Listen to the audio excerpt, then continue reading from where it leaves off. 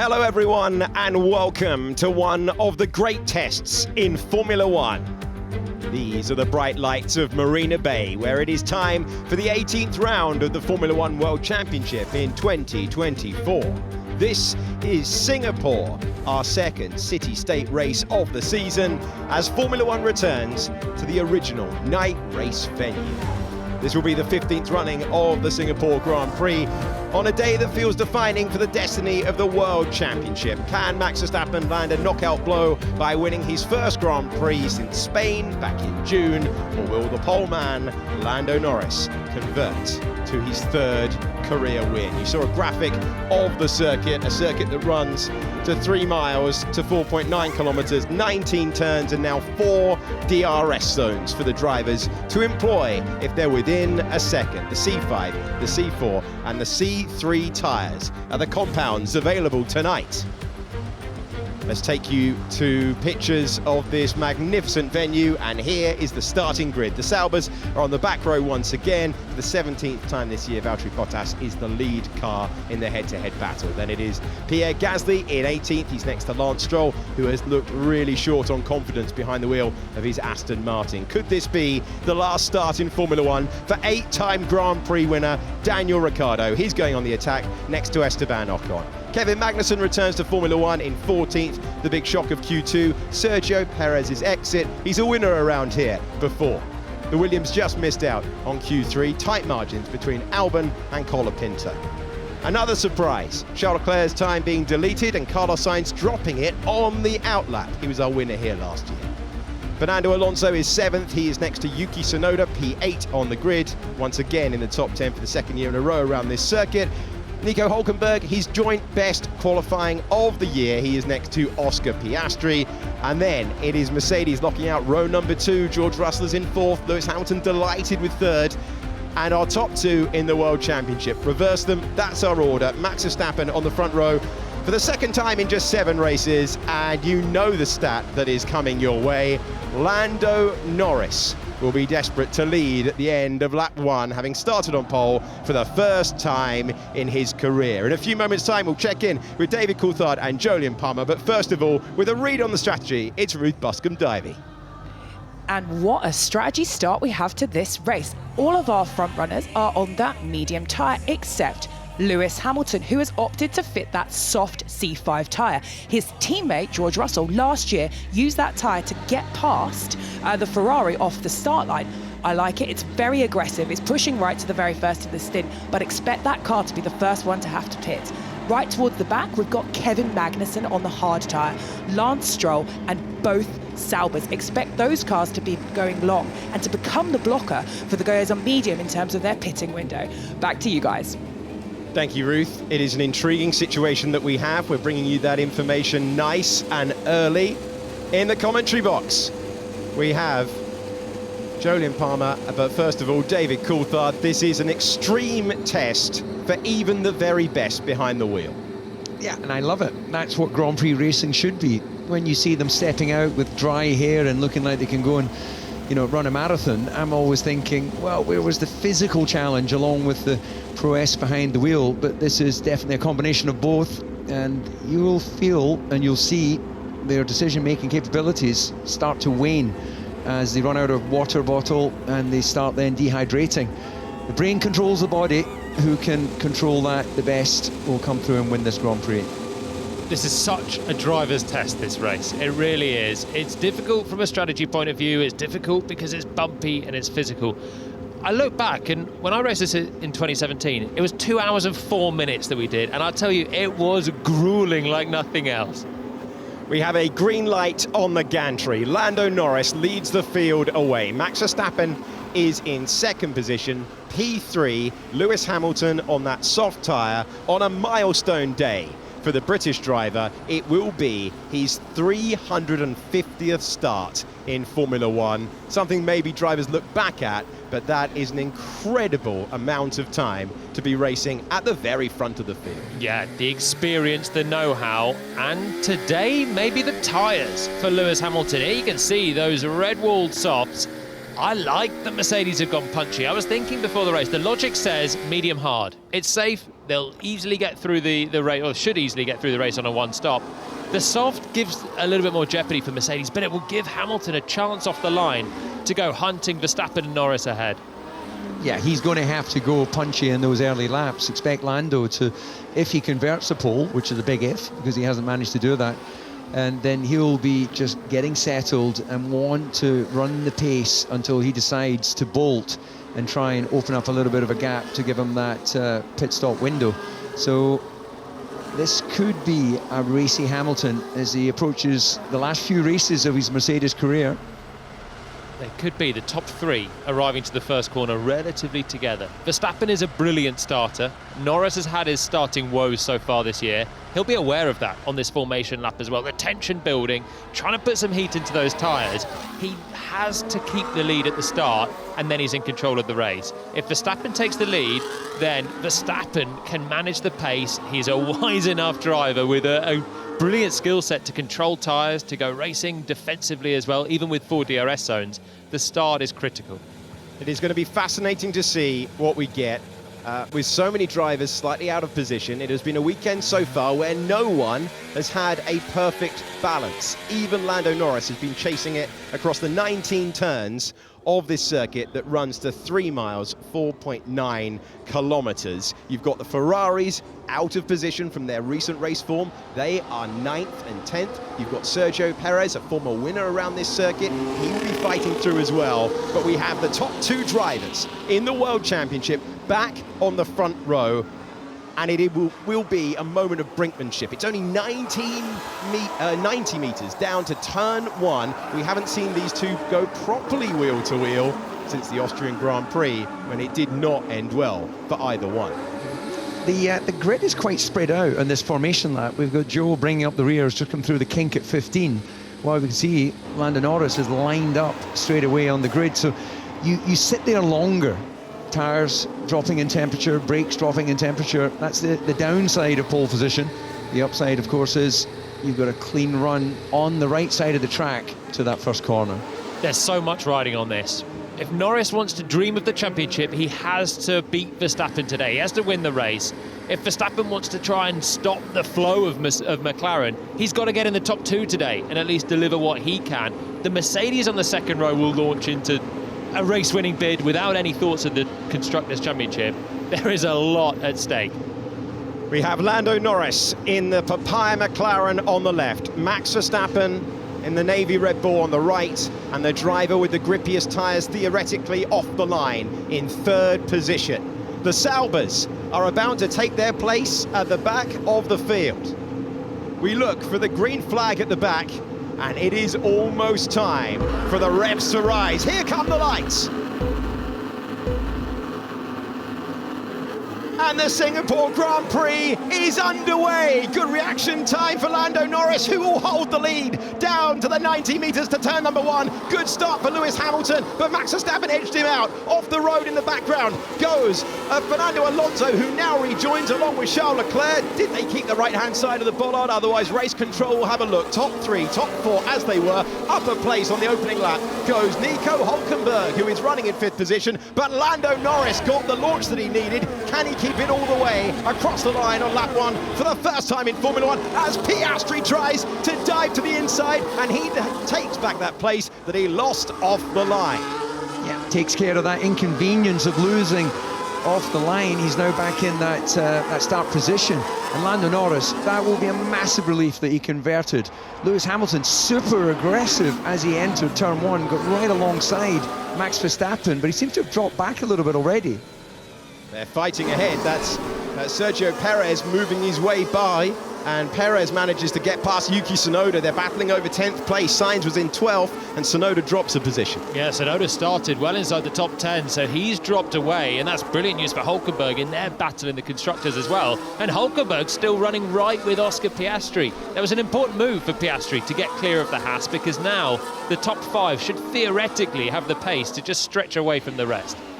Lando Norris has had to hear about this stat time and time again, twice in sprint races, 5 times in Grand Prix before today. He has started from pole position and he has found himself unable to hold the lead. He looked like he'd done enough in Monza, but this time, on to lap 2, with the lead of the Grand Prix, Lando Norris has an advantage of 1 second over Max Verstappen, and then it is Russell in 4th. Hamilton is ahead. He got a good launch off that line. We'll cover that on the start replays, but Hamilton wasn't able to use the momentum, not a long enough run. Piastri was passed by Hülkenberg, but he got him back on the opening lap. The gamble didn't really pay off for Hamilton. Really could have done with splitting the front 2 off the line. You see Verstappen still in the wheel tracks of Lando Norris, and Hamilton drifting back now on the soft tyre that will be more fragile in this opening stint. He really could have done with clearing Verstappen. They were side by side into the first corner, but Max had the inside line and just kept the Mercedes at bay. Looking further down the top 10, Fernando Alonso did go over the road at the opening meters of turn number 1. We saw that as well, I believe, for Charles Leclerc. Charles Leclerc is up a position. Colapinto is up 3 places, running in 9th in just his 3rd Grand Prix. He scored points in his 2nd. Tsunoda's lost a lot of ground on that opening lap. 3 places. It's meant Colapinto is up into the top 10, as is Perez, and he was running with Alonso. They were 7th and 8th on the grid, so I wonder if they've got into each other somehow, and Alonso's bailed out and Tsunoda's lost out. Yeah, the other big loser is Colapinto's teammate Albon, who's dropped down to 15th, and he's hooked up behind one of the more difficult drivers to try and find your way past, in Kevin Magnussen, who's back with a fresh licence after that race on the bench last week. Putting the fear into everyone else around him, probably.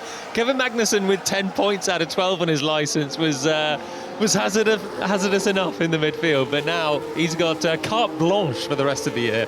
That's K-Mag's former teammate Jolyon Palmer telling you about him going on the attack. Yeah, he can enjoy his final 7 Grand Prix in Formula 1. It looks likely that this is his final season at the pinnacle of the sport. It was a really attacking lap last time around for Max Verstappen to try and stay with Lando Norris. There was downright pessimism in the paddock about anyone being able to live with the pace of the pole sitter, and the most obvious opportunity to jump him has disappeared. But this is Singapore. It's a 2-hour test behind the wheel, over the bumps and in sweltering conditions as well. So the drivers, all the fitness training that they put in all the way through the season, it's going to be put to serious test today. We did run on board with George Russell, who's on that medium tyre, the more durable tyre. Hamilton gambling on something different for the start, but maintaining position.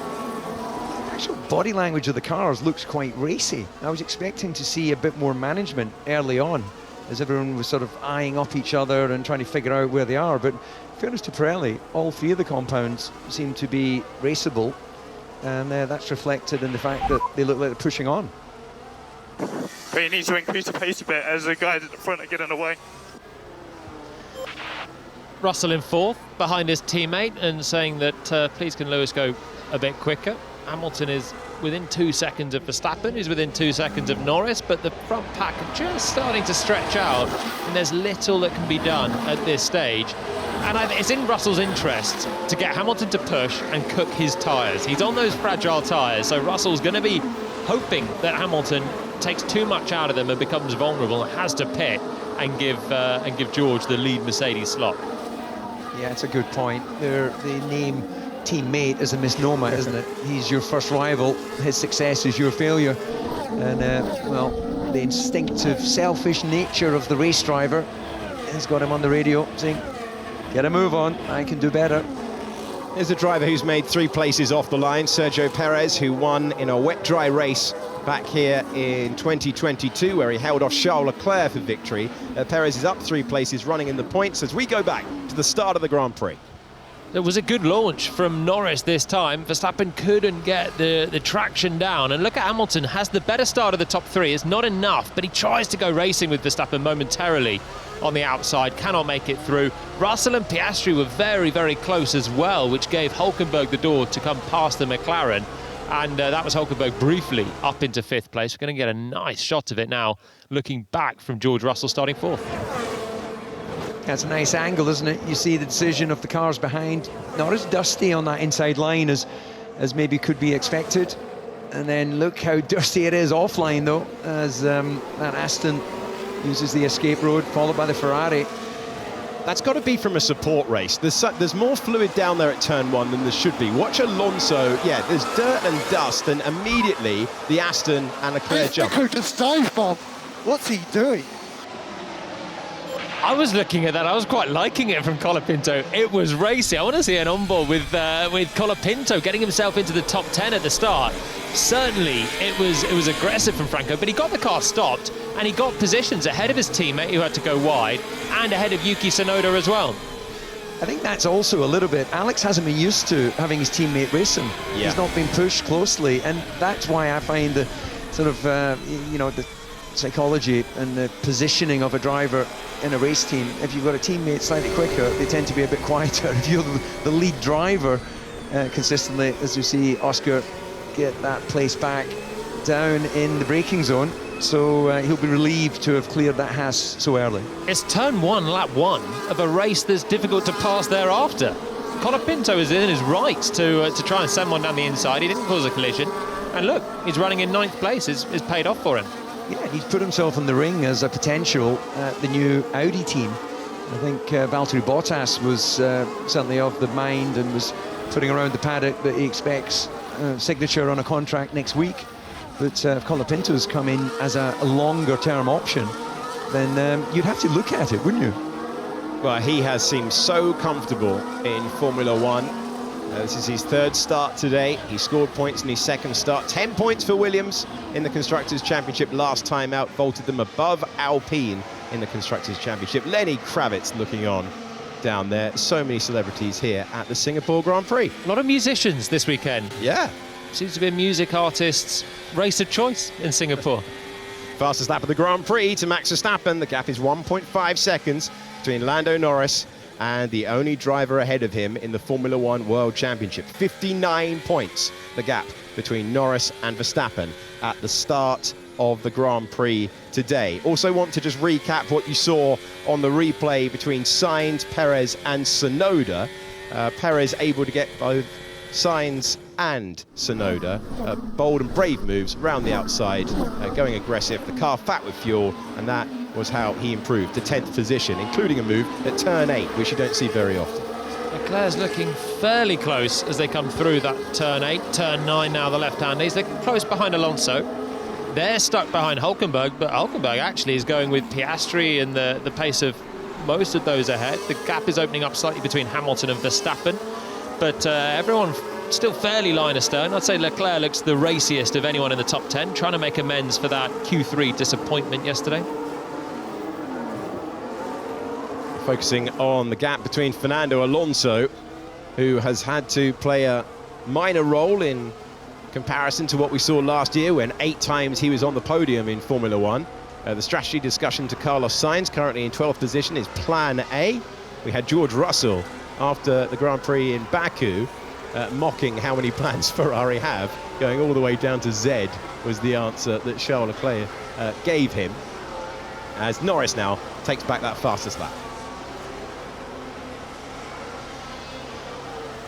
On to lap 7 we go. We continue to look down from the helicopter. This all a result of the slightly mix-up qualifying that we got yesterday. Turned into a 1-lap shootout rather than the 2 runs that they would normally get in Q3 after Carlos Sainz spun the car on his outlap, and it allowed Hülkenberg to qualify a joint season's best 6th, which is what he's holding at the moment. Alonso giving him pressure. Charles Leclerc part of that battle as well. The Ferraris expect the race pace to be good, but their qualifying Saturday has left them with so much work to do. It's turning into a private battle out front between Norris and Verstappen. There's 2 seconds separating them, and Hamilton's further back. I took a carbon part on my left side. Car looks fine. Yeah, all the gaps between the various cars is fairly stable. I think certainly seems to be less graining than they've had here last year, but there's certainly a bit of management going on as everyone tries to, play the long game. And the one variable that you can just never factor in is if and when there might be a safety car. Yeah, it's a difficult one to balance. if there's a safety car, you want to have a bit of buffer that you can react and maybe even double stack cars if you're like some Mercedes running third and fourth. And Ferrari had that last year, running 1 and 2. But what you don't want to do is make yourself vulnerable by going through your tyres too quickly, because it's not an easy circuit to overtake. I think you see is so many corners in a tight space here, 19 turns. There are 4 DRS zones, but there's no long straights really to make the most of them. So it's an accumulation that might lead to some chances later on. Cooking your tyres is the best way to go backwards in the race. And that is why I think we are seeing some management. Norris has just improved on his own fastest lap on the last lap as he ekes out a gap 10th by 10th over Verstappen. But he is a cool 8 seconds off what he managed in qualifying this time yesterday. So that's not just fuel weight, that is also a lot of management going on. Yeah, it is a really traditional race to see the tyre management going on around this configuration. A reminder for you though, last year we had a very, very similar stance on the racetrack, and the end went all the way to the final corners of the last lap with 3 different teams in contention to win it, spread over 4 different drivers. This is a bit of an epic, this race. Might not always have the most frantic start, but it does usually have fantastic finishes, and we're looking forward to that being the case today. Lando Norris trying to take that away from all of us, and he's building a gap to 2.6 seconds now. I think if you're Norris, everyone in the paddock thinks that McLaren have the best car here. Lando has shown from the first lap of practice yesterday, he's been dialed in. The amount of times he has come through and been the class of the field this weekend. And Lando, how's the pace? Yeah, pace 6 or something. Okay, in which case we'd like to use a bit of that pace to try and get a 5-second gap to Max, if possible, by the mid-teens.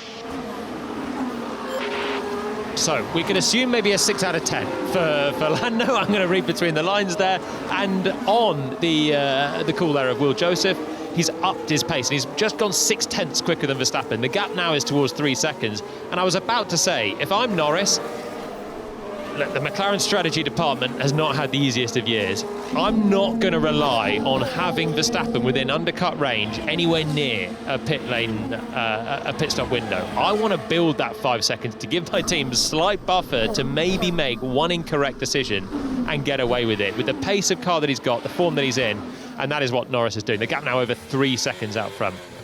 Yeah, he sounds very calm as he delivered that information, and completely concur, of course, with your assessment on that. They just don't want to be in a situation where, you know, you could have an undercut with a driver, then picking up several seconds, a few seconds. You can see it, Colapinto is struggling. Let's have him.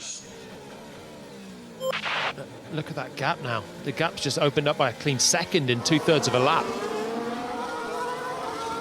Yeah, scorching does pace. Verstappen, does he respond to that, or does he accept his fate? I think that, you know, the joy at qualifying seconds was all too evident yesterday, and you can only race what you've got. And the general feeling, a long way to go in this Grand Prix, but the general feeling is that, of course, McLaren have the fastest race pace. So for Verstappen, it's just about consolidating and hoping for the unusual, the safety car, reliability, driver mistake, who knows? So 1.2 seconds, Norris was quicker than Verstappen. That's Colapinto coming under pressure now from Perez, who wants to get the second Red Bull up towards some more meaningful points today, and he is piling on the pressure now on Franco Colapinto. There's DRS around the next corner. It looks a little too far back at the moment, but this will be a test for Colapinto. Tap at the wall. That was on the limit. That is how much he is having to push to try and keep a Grand Prix winner at so many different street circuits behind, including this one. And Sergio Perez, after turning the page on his qualifying form out in Q2 yesterday. Oscar looks like plan B at the moment, plan B. Copy. Piastri coming off the back of a really impressive performance in Baku, but he hasn't had the same feel or touch around this Singapore circuit. It has been very much Lando Norris's weekend so far when it comes to the McLaren team. The new leaders of the Constructors' Championship after the last Grand Prix. First time in a decade they've been at the top of the pile. Look at the body language of that Williams that we're chasing now. On board with Sergio Perez. We're in 10th place, looking at the back of Colapinto, and he is sliding around these corners. It's not clean lines. He's fighting the rear of the car, and he's dropping back into the clutches of the second Red Bull, who's got DRS and a bit of an opportunity. It's going to take a lunge around there. It's going to take a mega lunge into turn 16, isn't it, DC? Yeah, absolutely. It looks, you can see he's just overheating those rear tyres as it squirrels around, and this is where maybe a little bit of inexperience will show. And Magnussen reporting hard seems worse than medium competitors. Kind of difficult for anyone to get a read at the moment because Magnussen's just in this train, so he's obviously not loving the hard tyre, wants to be leaning on it more. Colapinto massively opening up that corner as Daniel Ricciardo pits. This is Daniel Ricciardo coming in to the pit lane, 257 starts. Now, after today in Formula One, puts him in the top 10 most experienced drivers in the history of the championship. He started on the soft tyre to try and make places early on, and he's the first driver to come in. 3.5 second stop, a lot of speculation about his future. He's been downcast at certain points of this weekend. The 8-time Grand Prix winner will hope for a well-timed safety car intervention. 100% record of safety cars since 2015 around this racetrack. Actually, Alex, do you have, sorry Julian, I was just going to ask whether you have in your mind whether there's a sort of group of laps where those safety cars have tended to happen. Is it in the sort of mid to later stages? Perez and Colapinto are fighting. There could be something coming to us. Let's be on it. Yeah, too much information. Poor old Ernie, who is the new race engineer for Yuki Tsunoda, is trying to get used to the role. Yuki is driving at the limit around here, or the limit that we're allowed at this stage of the Singapore Grand Prix, and he's still tweaking that driver-engineer information. To answer your question from a minute ago, DC, it is pretty much evenly spread around, so it's intriguing. Have you got any further information, DC? Well, Ruth has very kindly used her big stat brain to say that it's been on average between lap 28 and 38, so hang in there, our dear audience, and it won't be long. So typically you get safety cars at the start of races, obviously, but the pit stop phase can be safety cars again. It tends to be where you get cars filtering out together. Albon here coming out of the pits, trying to cover off Daniel Ricciardo right at the back of the field. That tends to be where you get more, and that was a different brush of the wall for Colapinto. What a tricky race this is, DC, for him. Third Grand Prix, Monza was relatively simple, Baku was harder, and this is something else, running in 9th in a Williams with a Red Bull just behind you. Yeah, his debut has been fantastic. You know, so full credit to the way he has put himself in that shop window, taking the opportunity. He does look like the man most likely, though, to, if there is going to be a safety car, you know, to be kissing walls at this stage of the Grand Prix, when it's only going to get more difficult. Doesn't take much of a lapse in concentration to go a tiny bit further out. I'm sliding around like hell. Kevin Magnussen not enjoying things on the radio, and none of the drivers are in truth at the moment because they're waiting to unleash their full potential, doing what those pesky strategists ask them to do at this stage of the race, and they're running to the Delta at this time. At the moment, lap 13 of 62. Lando Norris now has a lead of 7.3 seconds.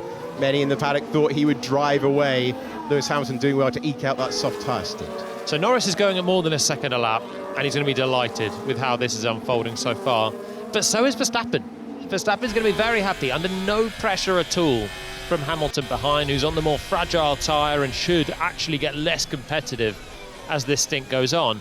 I think if you're Max, coming to a race like Singapore, the only race that Red Bull didn't win last year was won by this man, Carlos Sainz.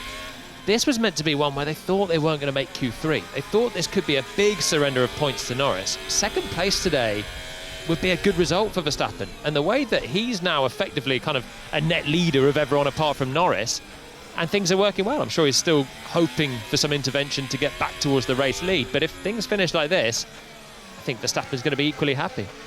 Just looking at his teammate, well, not Verstappen's teammate, Lando Norris' teammate, Piastri, he was 1.5 seconds slower. He's a couple of seconds behind George Russell, so I can't imagine that's holding him up. So, given that we heard Lando getting the hurry up and use a bit more of that potential, I wonder if Oscar has had that similar message, and if he has, why is he not delivering the lap time? I thought he could close up towards the back of Russell. Neither Mercedes is going particularly quickly. They're a second and a half, as you said, away from the pace of Norris. In comes Sainz.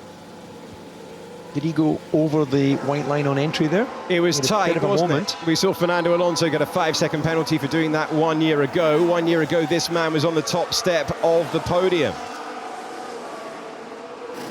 It's not a quick stop for Ferrari, but they're back into the race, slightly sticky there, under 3 seconds though, so I think they'll probably take it. It looks slightly slower than 2.6. It did. Sign of the times, isn't it, when a 2.6 pit stop is lambasted. Undercut power looks strong, maybe 2 seconds. Okay. And there's the evidence. Albon with Sainz, who's come out of the pits on that hard tyre. Here's your chance of safety car with someone slithering around on a hard, trying to defend from Albon, who's up to speed, and we'll get DRS here. So can Alex Albon fight his way through? You've got 4 DRS zones around this circuit. And into turn 7 he goes. There's a bit of the advertising hoarding on the outside that's coming loose, isn't it? It's flapping around. Looks like a yellow flag on the way into turn 7. That's going to come completely off at some point, just with the air rush of these Formula 1 cars almost scraping the barrier at that part.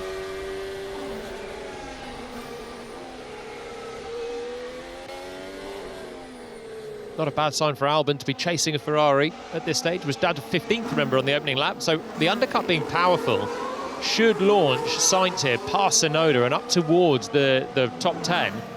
It means we might see pit stops for everyone a lot sooner than we thought. This is coming into the pit lane. Carlos Sainz is about to... Oh, he danced it on the curb. I guess it all depends on what you call the white line. He certainly went beyond the first part of that white line, which is joined by the red and white. I'm not actually sure it's a curb, Alex. I think it's more just painted to represent the curb.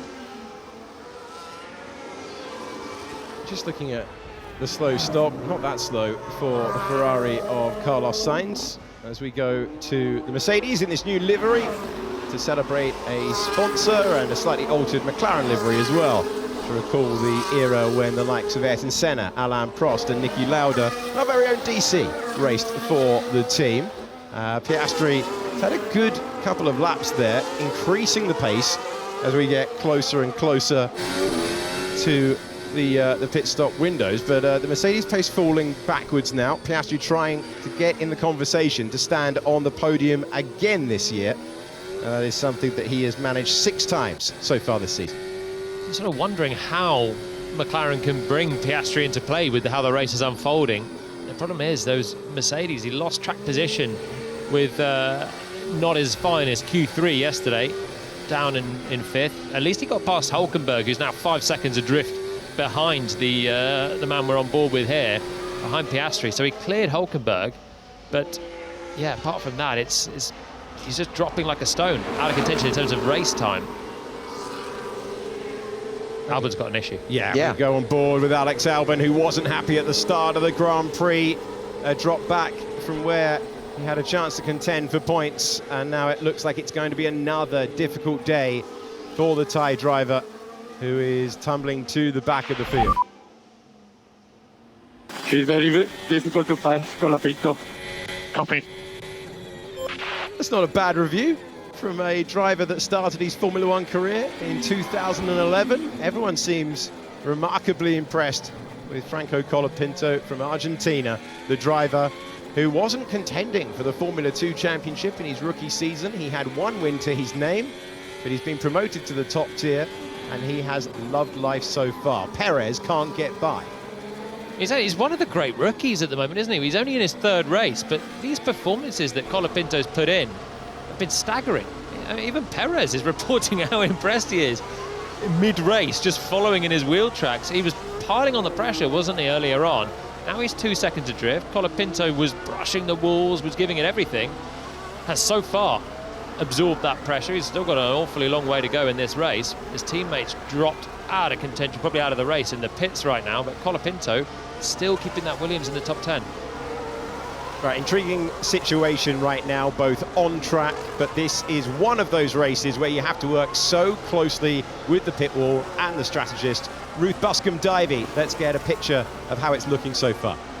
Well, going to this race, we were thinking that the medium tyre was going to be a great tyre, and it does look like it was. It was able to do 40 laps last year, so we listened to Albon explain what happened on that car. Oh, what a shame. But that hard is struggling more than it did last year, with multiple drivers reporting sliding, which is not great round this track. Actually, the soft doesn't look too bad. The cars that are on the hard are actually struggling a little bit. 2 seconds for an undercut is not actually that much. The guys at the front are going really well. We're still setting green second times. So as long as you keep seeing those laps get faster, that means the deg is lower than 0.006, which means that even a medium soft could be possible on life and on deg, with potentially the hard being slightly slower. And only guys that are stuck in traffic, like the Ferrari of Sainz, jumping off of the medium early. Sainz is the second fastest man on the track right now, though. Only Norris is going quicker. And he is 2 seconds quicker than all of his rivals in the top 10. The issue for him is that he's just caught the back of Bottas, who's going slowly in the Sauber, 3 seconds slower. So no one has covered off Sainz because they think he's going to get stuck behind Bottas, but he's just cleared Bottas. Lewis Hamilton has been called to the pit lane. He would have known that he was coming in sooner rather than later, starting on that Red Bull soft tyre. And he attacks the pit lane entry. We saw the last Grand Prix defined by the in-lap and especially the out-lap, something that Hamilton has always been masterful at. He needs a similar moment here, and they elect to go for the hard tyre. A hard tyre that doesn't have the best reviews so far at this stage of the Grand Prix. Hamilton's going to hope it suits the Mercedes better than other cars in the field. Does give some key information to his nearest rivals. They'll see where he comes out, does he get some clean air, and see what the potential is of the actual lap times he can deliver. Sainz, even clearing Bottas, is still 1.5 seconds quicker than Hülkenberg, Alonso, Leclerc. He's hauling himself net up the order. He's just got to keep putting in the moves without being held up. And this is the sort of track where you can just get stuck in a rut. Mercedes pitting Hamilton to emerge behind Magnussen is a risk, because he too now has to put in the moves. Otherwise he could be jumped by both his teammate and Oscar Piastri. This is on board with George Russell. Here's Charles Leclerc. And good job on the brakes. Yeah, but they react completely differently now.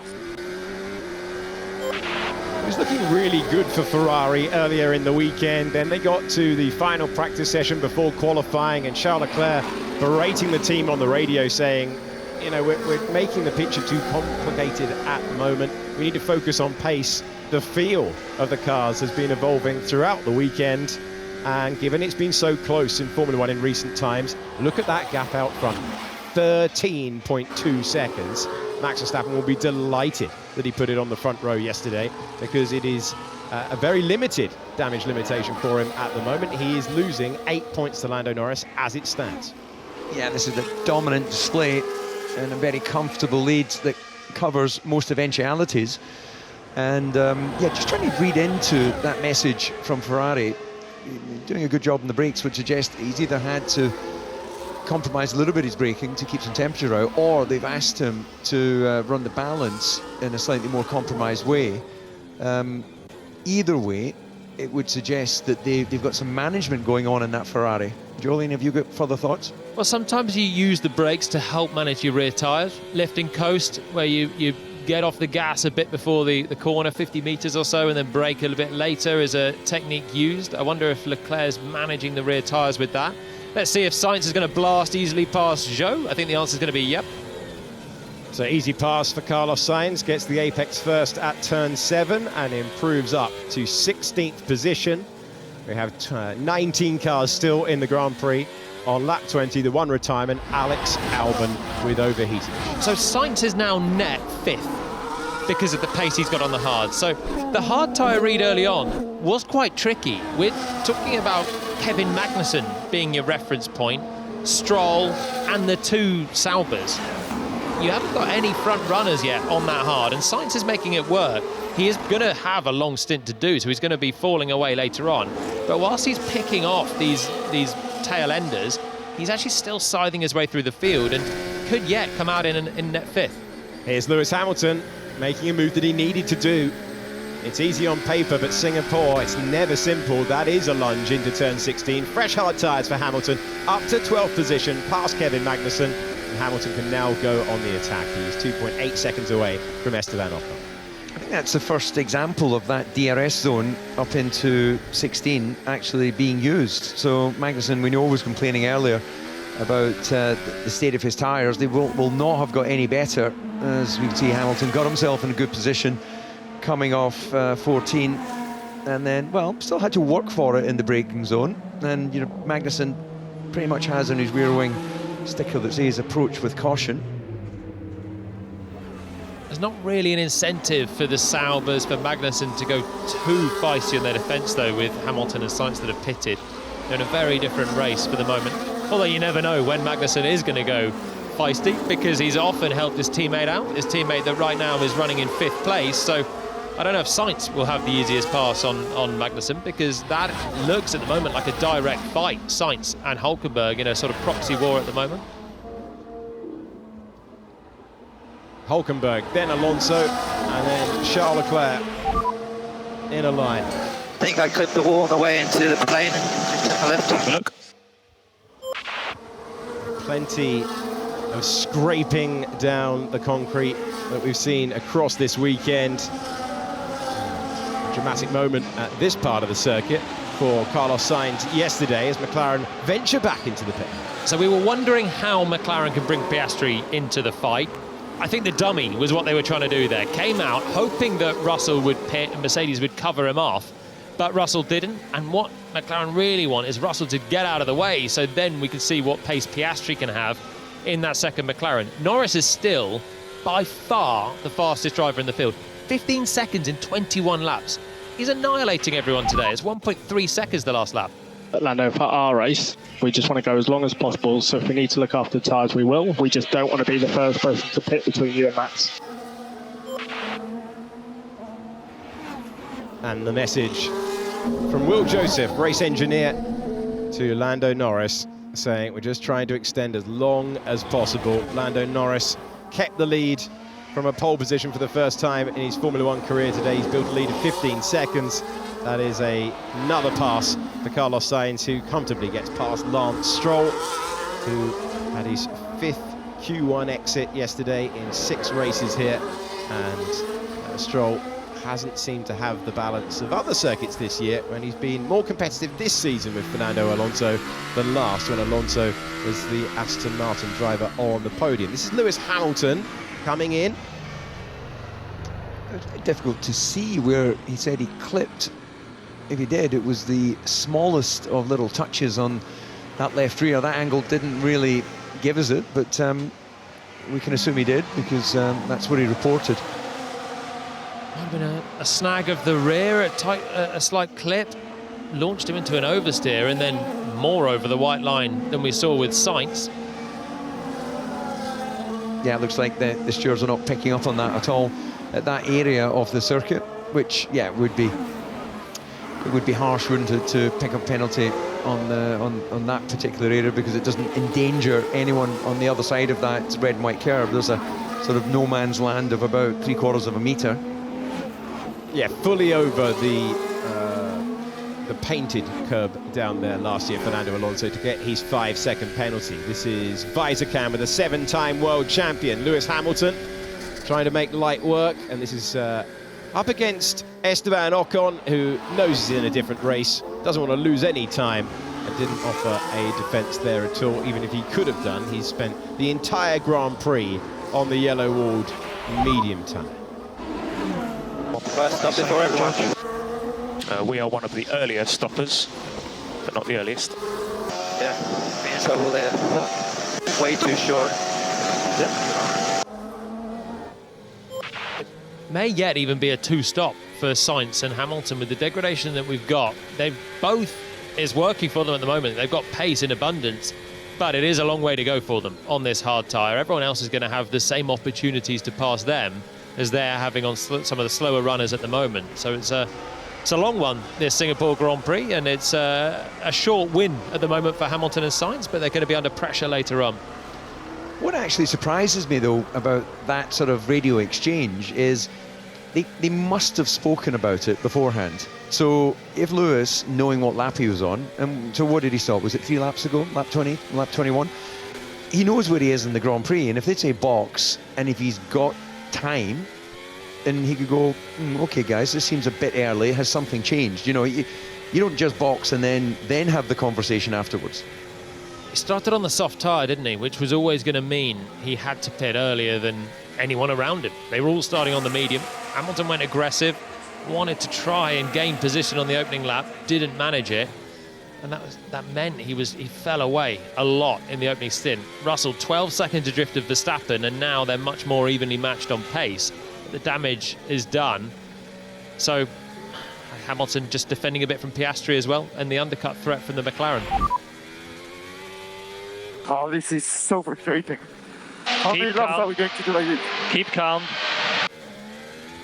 Yeah, nothing like being told to keep calm when you're getting frustrated. But, well, he's there, but he just doesn't seem to have quite enough pace to do anything with Alonso. He's been running in his dirty air. He's been running, just under a second behind. It's the reverse of last year, isn't it? Last year, Carlos Sainz won with a truck and trailer victory, keeping Norris in his DRS range, defending from Russell, who was trying to fly up to the back of him in a much quicker Mercedes on fresh tyres. But Sainz had the DRS train, he was manufacturing it, and it allowed him to defend. Hulkenberg doesn't have a very quick car at the moment in the Haas, running in 5th place, but because Alonso's there, Alonso's not much quicker in the Aston Martin. He's just got the DRS, and it means that Leclerc effectively has no DRS benefit on Alonso, and Alonso's not easily frightened off the road either. So it's frustrating as he can just see the time dwindling away up to the top 4.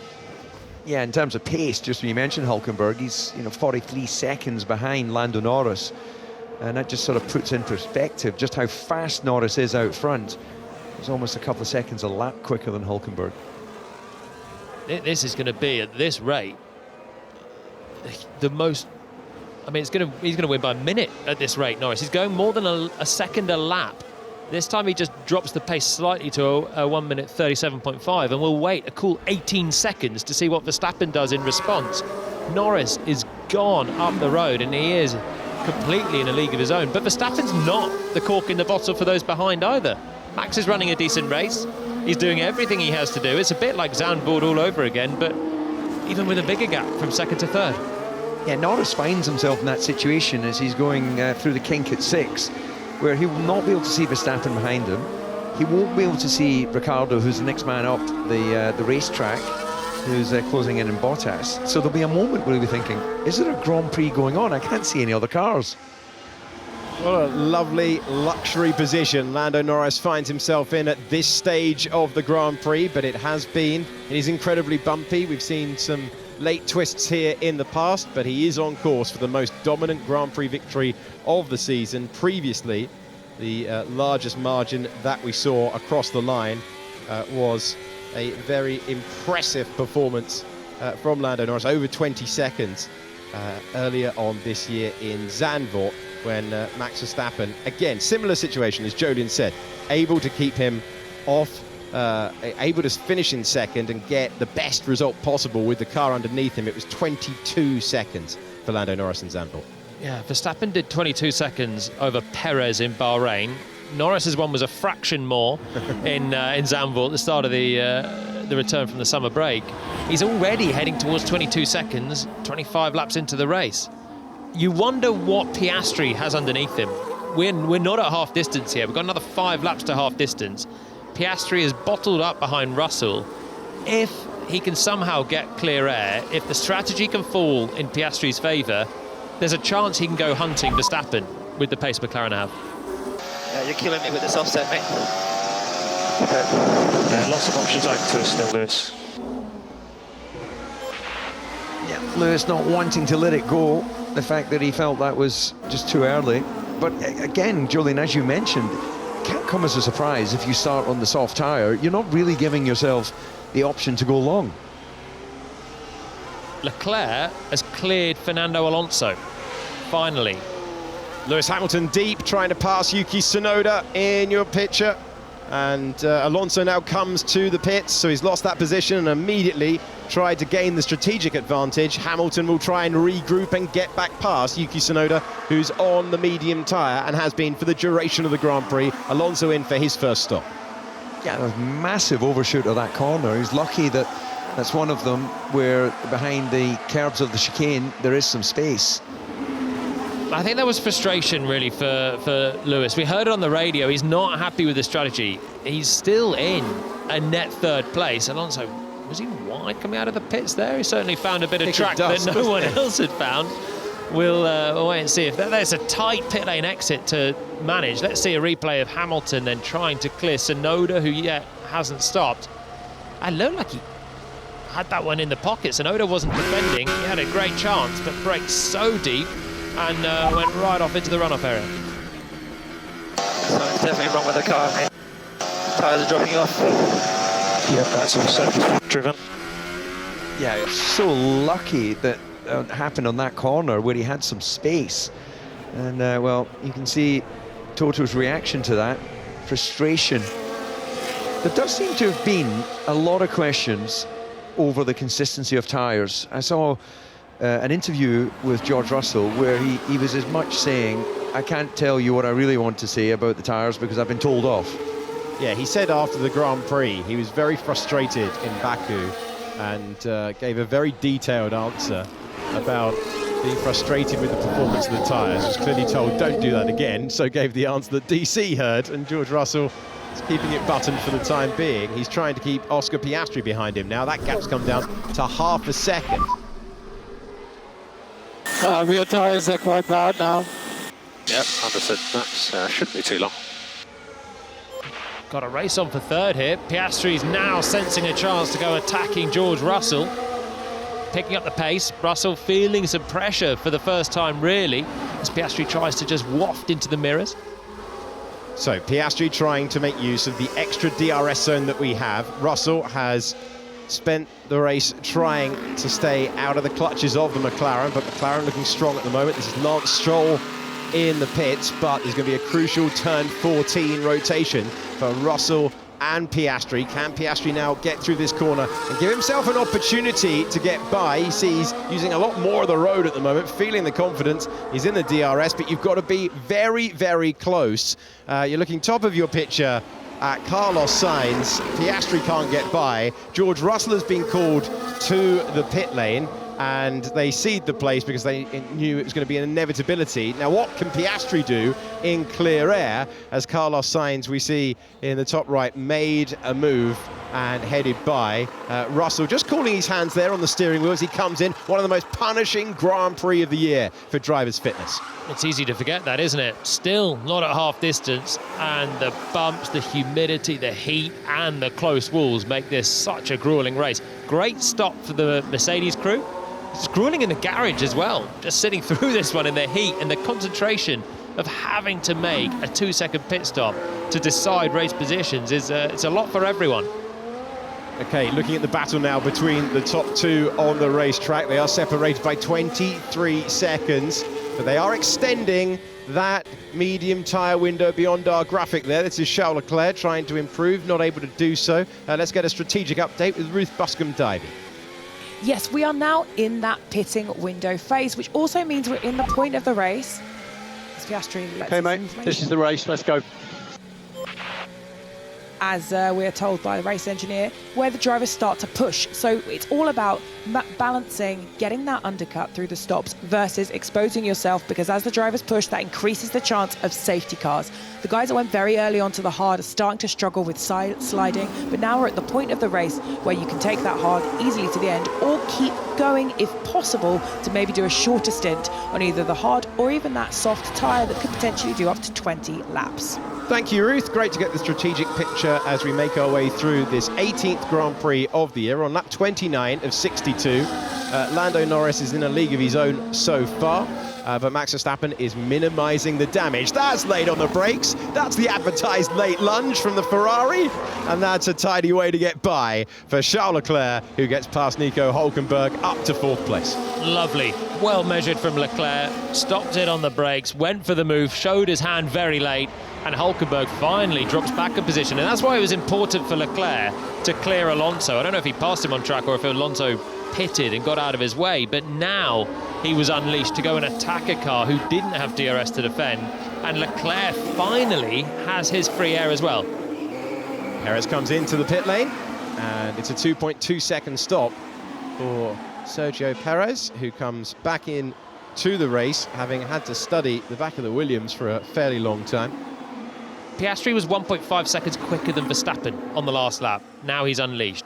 Piastri can go hunting Verstappen finally. Front wing damage, maybe front wing damage. Well, it's been a dream Grand Prix so far for Lando Norris, but you're still pushing all the way here, and on an old tyre that's not in perfect condition.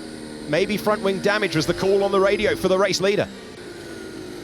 Yeah, we haven't actually seen him have any particular incident, so whether he's felt some debris hit the front wing, we'll find out in time. But yeah, you're absolutely right. Piastri was only a couple tenths slower than Norris on that previous lap, so Verstappen will be well aware that that's going to be a race he'll have to deal with later in the Grand Prix. Max pitting is coming at a good time for Lando out front. Norris lost 4 seconds to Piastri on the last lap. He's made a big mistake somewhere, pushing, trying to build a pit stop gap to Verstappen. 3 seconds for Red Bull. That's average in their pantheon of great pit stops. But has Norris made a significant error here, and has he picked up damage on a race that he was coasting to? This is going to be a tight one. Indeed, look at this as they come out of the pit lane. The Ferrari will just have the advantage by the smallest of margins. But yeah, you're absolutely right, Julian. We haven't seen a replay of what that issue was, but he's gone wide somewhere. Well, we talk all the time about having to measure the tyres, and the driver and the team working brilliantly to try and eke out that stint as long as possible, but you are getting into a window beyond where Pirelli recommend using that medium tyre. We did hear that the strategic option is best towards lap 28, and we saw that graphic on the screen. Norris has gone to lap 30, and after an alarming lap for our race leader, now he comes into the pit. It'll be interesting to try and get a view of that front wing, because I don't think we've seen it so far. We only went on board. Right, let's inspect what Lando Norris has got at the front. Might have been a brush with the wall.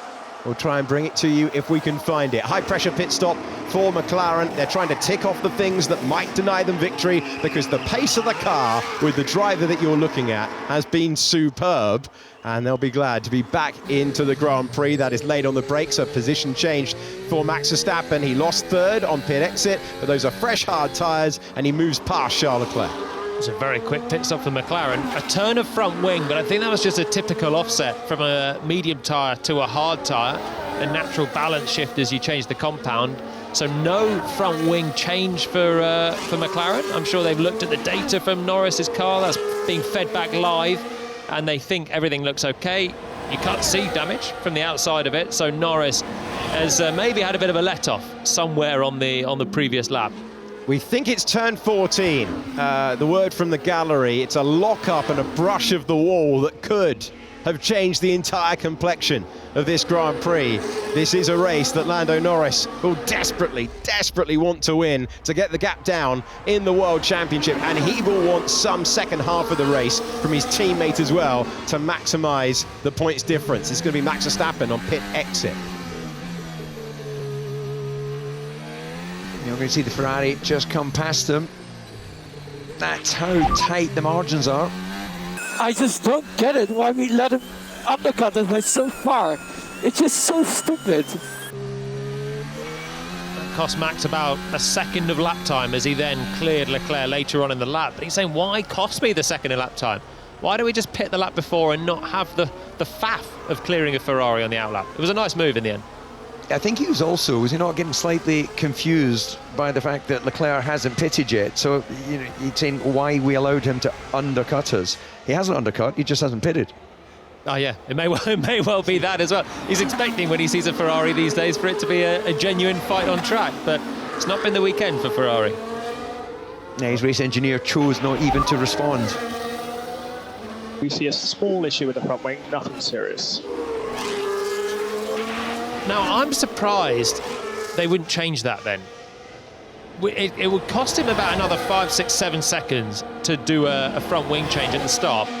If I was McLaren, I would have maybe waited another lap, gathered the data, and then if you're not happy with the front wing, when your driver's just reported there may be damage, then you can change it. Now they can't change it. He's made the pit stop. Another pit stop would drop him behind Verstappen and out of the race lead. So they have to live with that damage. They could have also just precautionary changed it, but they didn't. And that was when Norris builds up a 23-second buffer. You've got a few things to play around with, and McLaren have not done that. Here we go, key moment on board with Lando Norris. This could have changed the outcome of our winner today. This was back on lap 29. Lock up, and he brushes the barrier. That was so close to the end of his Grand Prix. Wow, wow, wow. And it shows how quickly things can change. Looking like a just, stroke it home dominant position, and then that under rotation in the front axle in a corner where there's no runoff. 23 seconds clear of his nearest rival. 35 seconds clear of third place. That would have been a horror show had Norris just done suspension damage and properly immersed the McLaren into the wall. A bit of encouragement, mate. Yeah, AFM. So traction metrics, everything's looking really good at the moment. I tell you what, we hear things on the radio between George Russell and Marcus Dudley that you don't get with any other pairing. But George needing a bit of a mid-race pick-me-up. I don't know how well that works. If you tell the engineer to tell you how well things are looking, tell me I'm doing good. Yeah, you're doing good. And these laps are crucial. Keep driving like this. Yeah, that's a fair sentence to say to Charles Leclerc in recent times. Qualifying didn't go his way, but the form has been strong. Maybe we should introduce that in the commentary box. Jolyon, DC, Ruth in the strategy corner. It's all going very well so far. Loving your work. What a gentleman you are. Thank you so much. Bring it home these last 29 laps, Alex. Well, George Russell was hoping to battle in the leading car for Mercedes, but it's not quite what we expect to hear between driver and engineer. Out front, Lando Norris brushed the barrier, but it could have been race ending for him. It could have been a late cutaway to a McLaren in the wall, and it would have changed the complexion. Now the question is, what can Oscar Piastri do in the battle for second? Yeah, and that is absolutely where I think all, assuming that Norris doesn't make another mistake with that under rotation, that is where the battle is going to be. As we see the Ferrari still sailing at the back end of the V-carb. The other thing with the front wing damage is once you pick up a bit of damage, you expose bits of carbon fibre potentially to the airflow that they're not expecting to have, and it can become worse and worse. The damage looks pretty insignificant. I mean, I can't actually spot it when we see Norris from the outside, but McLaren can see something from the numbers, and they just got to hope it doesn't get worse now. The target lap will be the Plan C target lap. It'll be the lap for Plan C. Copy. Front right, starting to struggle a bit. Should we take stock of where we're at? Norris is matching Verstappen now, out front, like for like. Piastri's trying to go long, and he's still in a fight right now with Russell and Hamilton. Russell stuck in behind Leclerc, has got to clear him quickly. And Piastri will then, at some point later on, when he makes his pit stop, which may come soon because he's struggling with the front right, he'll then chase both Mercedes and Verstappen for a potential second place. Behind that, Sainz did jump everyone. Everyone else got jumped with Sainz's early pit stop. You can see on the left-hand side there, he pitted 11 laps before Alonso. He pitted 16 laps behind Hülkenberg, who was running in 6th place earlier on. So it did pay off for Carlos Sainz. He made loads of passes, incisive through some of the tail enders, and he's got an early reward, but now he's got to hang on. And Leclerc's also going long here in 4th. So let's ride through the turns of this racetrack with George Russell. We have Bottas in the pit lane, and we have Piastri on the radio. Oscar, we're tempted to stay out. That would mean you had to overtake Hamilton after the stop. How would that be? Not sure it's a great idea. Right, looking at George Russell on track, trying to make the move. He's been in that position this year, last year. This is Oscar Piastri's 40th start, I believe. I want to check that's correct before. Yeah, it's his 40th Grand Prix start. McLaren have the data. They've asked a lot of questions of drivers this year. Is that the right approach? No. They employed a strategist sitting on the pit wall. You need to have some feedback from your driver, but they ask too much of their drivers. Oscar's in his second year. We're pulling Piastri back into our window very slowly, only 1 second unsafe. My gut right now, looking at this, would say keep Piastri going. If you pit now, he's barely got fresher tyres than Verstappen or Russell, and then he's got to try and make an overtake on both of them. Give him better tyres by pitting later, and then, yes, he'll have to do overtaking, but he'll have much fresher tyres to do so. It's a risk, but Oscar doesn't have the full picture from where he's sitting in the cockpit. He's just trying to keep the car going quickly without crashing, to try and have the mental capacity to then call your race second strategy today. It's so tough. Yeah, like Monza was a perfect example of that. They asked the drivers, and they both, because it was sort of, I guess, embedded in their minds from before the Grand Prix, they would need to do another stop. Charles Leclerc rolled the dice, and he stole the victory. Silverstone as well. They were faffing around asking the drivers what to do when Mercedes, Pete Bonington, Lewis Hamilton really know how to read a race. They've won so many championships together, let alone race wins, and they executed it and beat them. I think McLaren are asking too much of their drivers. Can Russell go the long way round? He is shown the runoff at turn 16 and 17 with the chicane. Russell trying to get past Charles Leclerc, yet to visit the pits in the Singapore Grand Prix. And Leclerc just checking the mirrors. That's twice into turn 16 and 17. Russell has got close but can't get by. I'd like to see another angle of that, because that was very optimistic. That there's no question Leclerc was holding the inside line, but just the nature of the chicane, even if you did get round the outside, the chances of you clearing the car before you then have to blend left is, well, highly unlikely, as we just saw. You've got to do so much on the brakes to then have the entitlement to space on the next part of the corner, and Leclerc just released the brakes and washed Russell wide. George is slightly running out of ideas here behind the Ferrari. Let's see it on board. So he covers off the inside, and then just here you see the way the left-hand part of that chicane comes to you. Yeah, desperation, I think, from George there. He just put himself in a situation where Charles was always at liberty to just blend straight towards the left-hand part of the corner. Yeah, you've got to own it more on that braking phase. It was an ambitious attempt. Then you've got to be ahead at the first apex to have the space at the second, and he didn't quite manage to do that.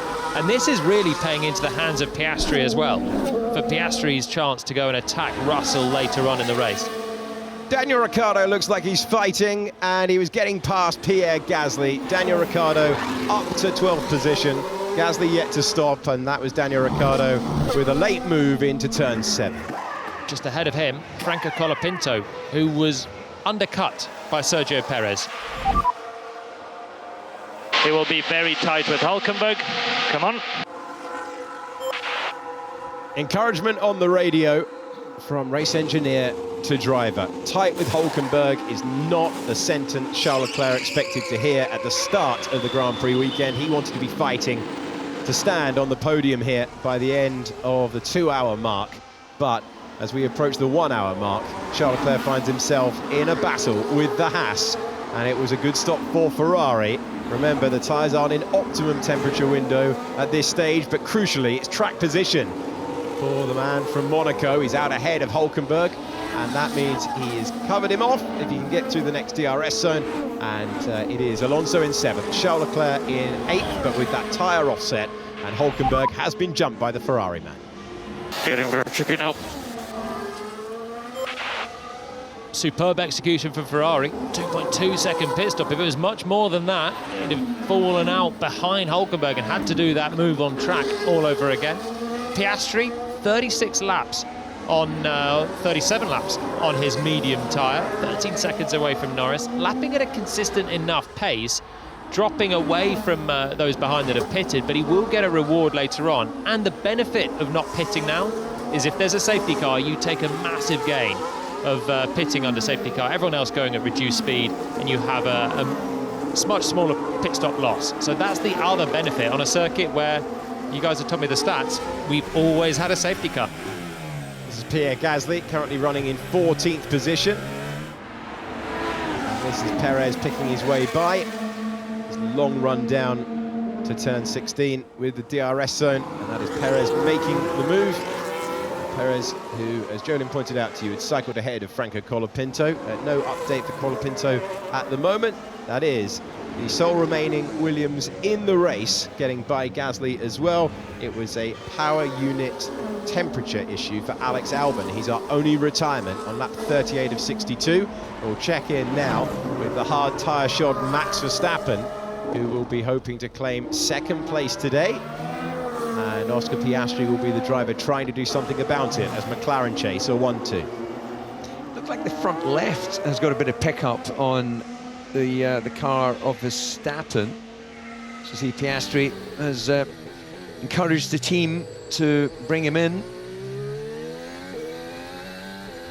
It's a bit close with Hamilton, I think, Piastri's pit stop. He might have waited one lap too long, and Hamilton's going to be very, very close with going back through. This is what they were asking Oscar about a few laps ago.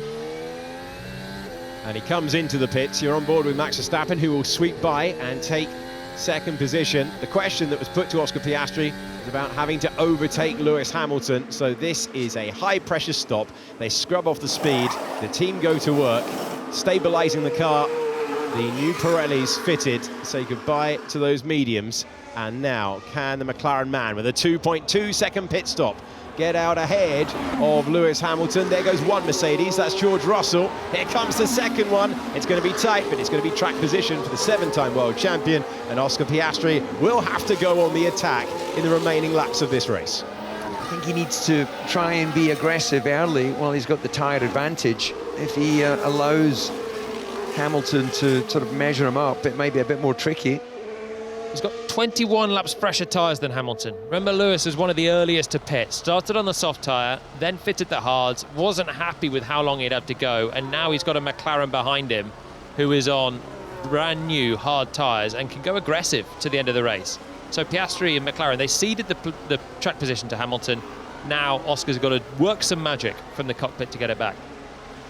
Well, we are seeing overtakes into the chicane at 16 and 17, a different part of the track. Second year that we're running this configuration of circuit. There's building work going on.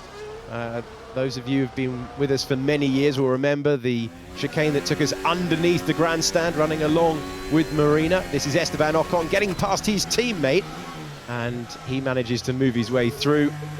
Both Alpines having a tough weekend once again, but that was a move for 14th place. And then Kevin Magnussen fighting his way by, and the Haas goes through as Gasly tumbles down to 19th. He has finally come in and got a new set of tyres. Last runner on the racetrack, but now equipped with the softs. Piastri straight into the wheel tracks of Lewis Hamilton. Hamilton 4.5 seconds adrift of his teammate, and he can help Russell out here by holding Piastri back for as long as possible, maybe even the duration of the race. Everything's up for grabs now. No one will want to pit again. They just got to get these hards to the end.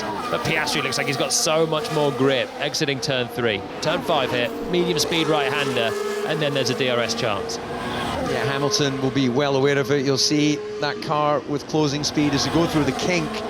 Will he defend the inside, forcing Piastri around the outside in the brakes? He does go around the outside. That fresher rubber put to brilliant use, and Oscar Piastri clears the Mercedes at the first attempt, and the team loved it. He's a fantastic racer, isn't he? We've seen it for the last couple of race weekends. Outside of Norris in Monza, inside of Leclerc in Baku. He can make decisive passes, and he's got another one to make in a few laps' time. He should now go chasing George Russell for third. You are looking at a driver who has taken pole positions around the Singapore circuit in Charles Leclerc, but Alonso's got 2 wins around here. What are we waiting for? We are discussing Yuki.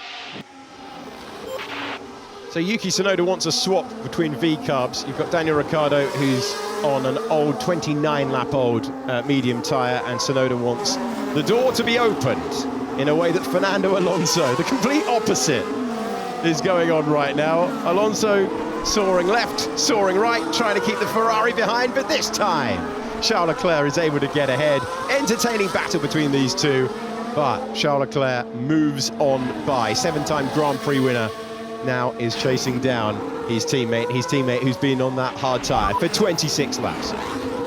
Mate! Yuki, we need to stay calm. We need to stay calm. It's clear. Okay, Yuki, I'll tell you what we're doing. We close up and then we swap. We close up and then we swap. Yeah, with the tyre, dummies! He's on soft tyres, Tsunoda. He doesn't want to damage the tyres driving around in dirty air behind his teammate. VCARB gave him a bit of a challenge to get these softs to the end. They're not the least durable tyre, and he doesn't feel too cool about it from the cockpit. Tsunoda, here they are. Horrible race this for VCARB. They have quite a lot of pace around their circuit. The low-speed nature of the track suits their car a bit more. Tsunoda, remember, started in the top 10, and they're in a battle with Haas, possibly Williams, in that Constructors' Championship. 6th place up for grabs, and at the moment, not looking like scoring anything, and Hulkenberg's still driving nicely. Colapinto's just dropped out of the points, having been jumped by Perez, but their rivals on a better chance to pick something out of this one. Yeah, this, different points in the Grand Prix. Then you see Daniel not making it difficult. He's lifted out, releasing Yuki on those fresher tyres. And that's the swap that Yuki Tsunoda was looking for and eventually got. But the opening lap defining for Yuki Tsunoda in the Grand Prix.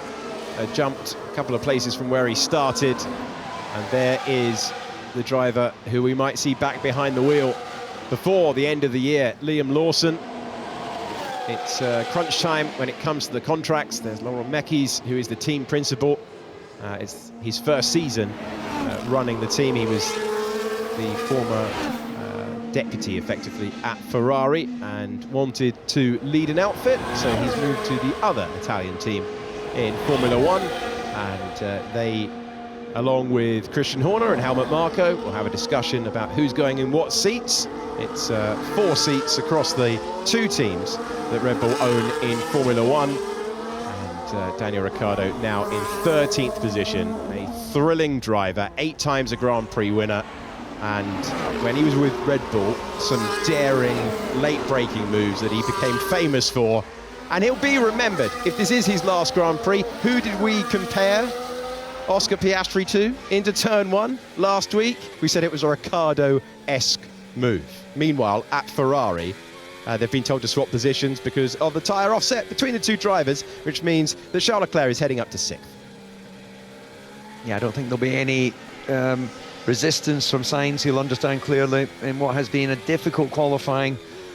Sainz finding the wall at the final corner, and Charles Leclerc will pick up that advantage now as they head across the bridge. It's well executed at the moment from Ferrari. Sainz isn't jumping out of the way, is he?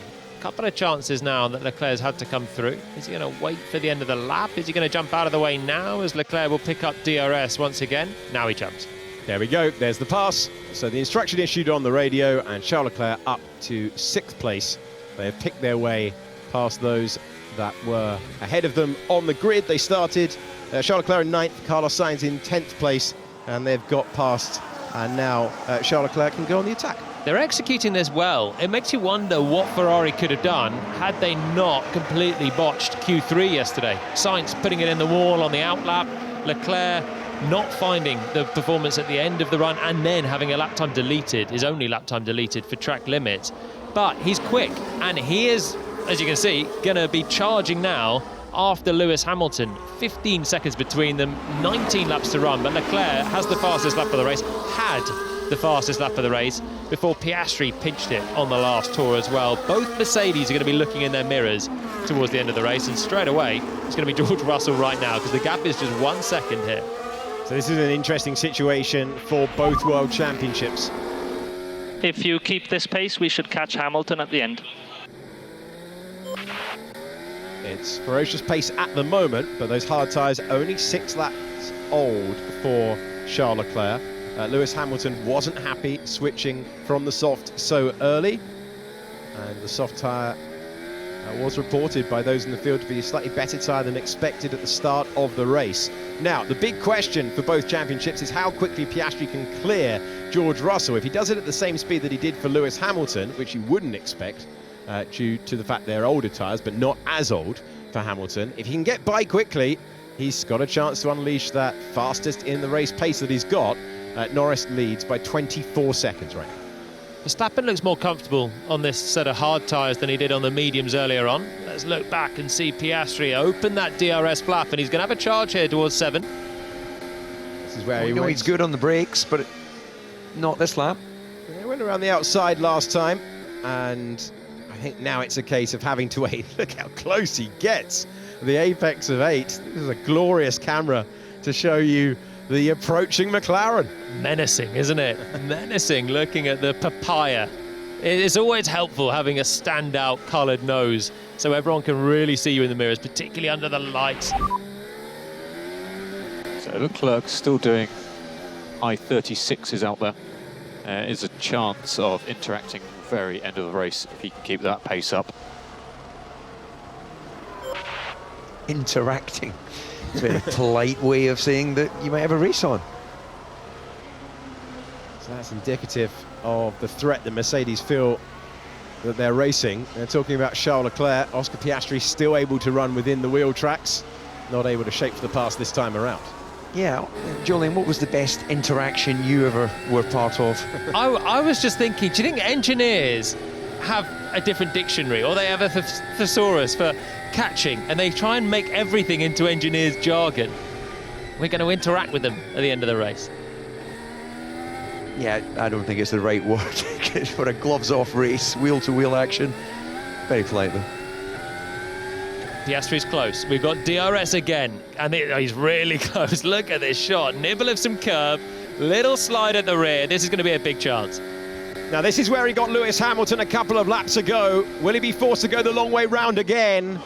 He is, but he pulls it off once more. Russell hung in there, but Piastri gets past the second Mercedes, up to 3rd position, delights the crowd, will delight his team, and Piastri with another montage of great overtakes after winning the Grand Prix 7 days ago. That's a fine way to take 3rd place in the race.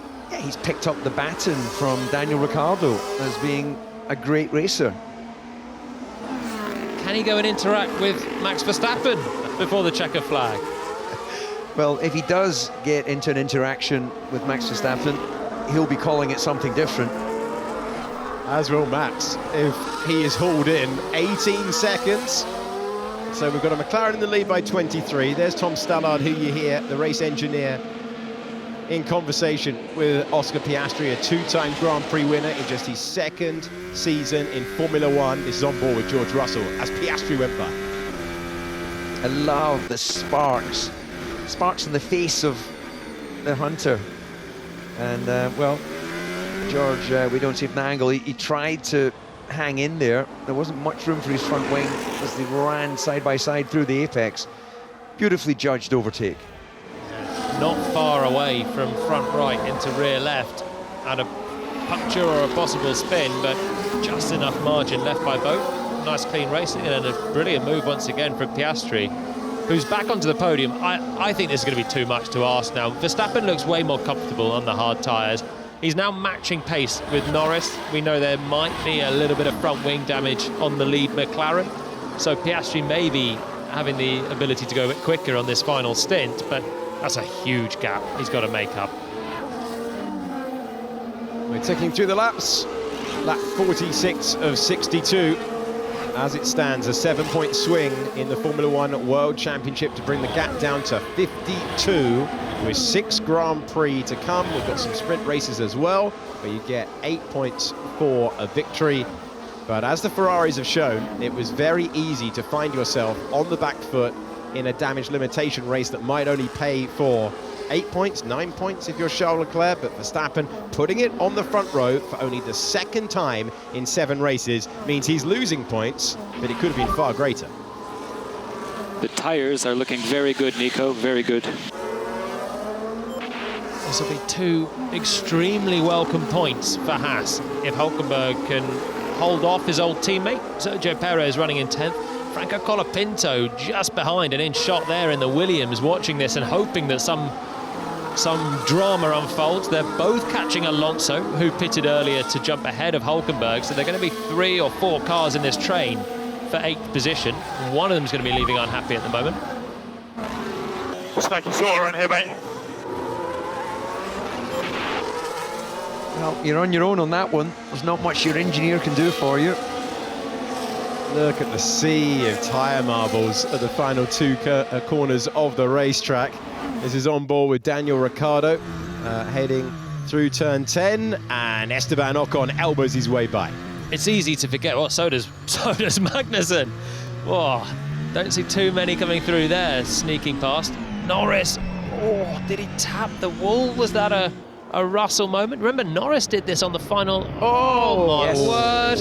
What is going on with Lando Norris? His lead is luxury by the standards of Formula One in 2024. It's 24 seconds, but he's had 2 moments of brushing the wall as we see another pass. This time it was Lance Stroll. Daniel Ricciardo down to 16th, and he's pitted for some fresh tyres. Just shows you how easily things can get undone. You know, even the late great Ayrton Senna with a massive lead in Monte Carlo managed to crash out, and much to everyone's surprise. Yeah, the first crashing, mate. Are you bouncing like a kangaroo? Copy that. Keep your head down. Do what you can. Frustrating for Perez, who needs to find a bit of traction to come past Hulkenberg. Hulkenberg is now getting towards the DRS range of Fernando Alonso, so it's about to become even harder for him to clear the Haas ahead. Norris is pushing really hard. He's pushing because in this championship fight that may or may not come to fruition, he needs every point he can get, and what he wants is a fastest lap. He's maybe not going to get it on this set of hard tyres, but he's not far from 28 seconds that he needs to make a pit stop, fit on some soft tyres, and get it easy peasy later on. So fastest middle sector of the race this time for Norris. He wants that pit stop gap, and he's been hunting fastest laps in recent races, hasn't he? He's had it in Monza, in Zandvoort. He pings in one as I'm speaking, and every point counts for him right now. Yeah, it does seem, well, it's welcome to see that he's managed to pull that, but it does seem that it's a risk-reward situation, isn't it? And you mentioned George Russell this time last year crashing out on the last lap. I think now, unless anyone else looks like they're going to challenge that, definitely his race engineer should be giving him that right. Bring it home. Lando also hit that barrier that we can see there on the last lap last year from second place. He brushed it. Russell was just behind him and clouted it and took himself out of the race. It's one of those ones at turn 10 where it's kind of a lapse in concentration. You get into autopilot, you're on 49 laps. It's hot. It's like a sauna for George Russell. This is one of the most physical Grand Prix of the season, and all you have to do is drift an inch too far and that wall juts out at turn 10. And it can be punishing. And I think that's got to be a wake-up call there for Norris. I don't know if he took it because he's just gone faster on the last lap, but there is danger around this circuit. Okay, so full concentration now. Take a drink. Well, as we were saying, that's okay. Cool your jets. Just calm down. Everything will be fine. 2 touches of the wall is more than enough in a Grand Prix. Oh, the first one was a biggie, wasn't it? Nudging the front wing into the barrier at turn 14. You'd think for McLaren, they should be sitting in the garage right now, opening up some cool drinks. They're 27 seconds in front. Piastri is not going to catch Verstappen, that's clear now, but he's not going to be caught by Russell. He's disappearing from the Mercedes. This should be now relative feet-up time for McLaren. But you can only imagine they're seeing their lead driver right now being 12 laps from the finish line, brushing the barriers, and the heart rates for everyone must just be through the roof. It kind of needn't to be, because Norris has been in a league of his own all weekend. But he wants this gap, and he's pushing still every single lap, every corner to build it, and it is getting close to 28 seconds now. It is worth reminding you, if you're new to Formula One, that Lando Norris has become a contender this year. He got his breakthrough maiden victory this year, back in Miami in May, and he's been a contender basically ever since. So he's had to learn in the same year as his breakthrough. He's trying to get an 8-point swing in the World Championship. He's been a contender for pole week in, week out. Yesterday's was his 5th. Kevin Magnussen's got a puncher, and he's trailing back. He's currently making his way to the first sector of the racetrack, and Magnussen with a puncher. He was running in 15th position. Lance Stroll has got by after that puncher for the Haas driver. Presumably that's a tagging a wall somewhere rather than just a regular deflation of the tyre. Here's Charles Leclerc, we're on board, we were, as the Ferrari driver goes through and up to 5th position. And he will now try and close down that 8-second gap as he gets past Lewis Hamilton. And Charles Leclerc has gone from 9th on the grid to 5th in the race. He's certainly saving some points today for Ferrari.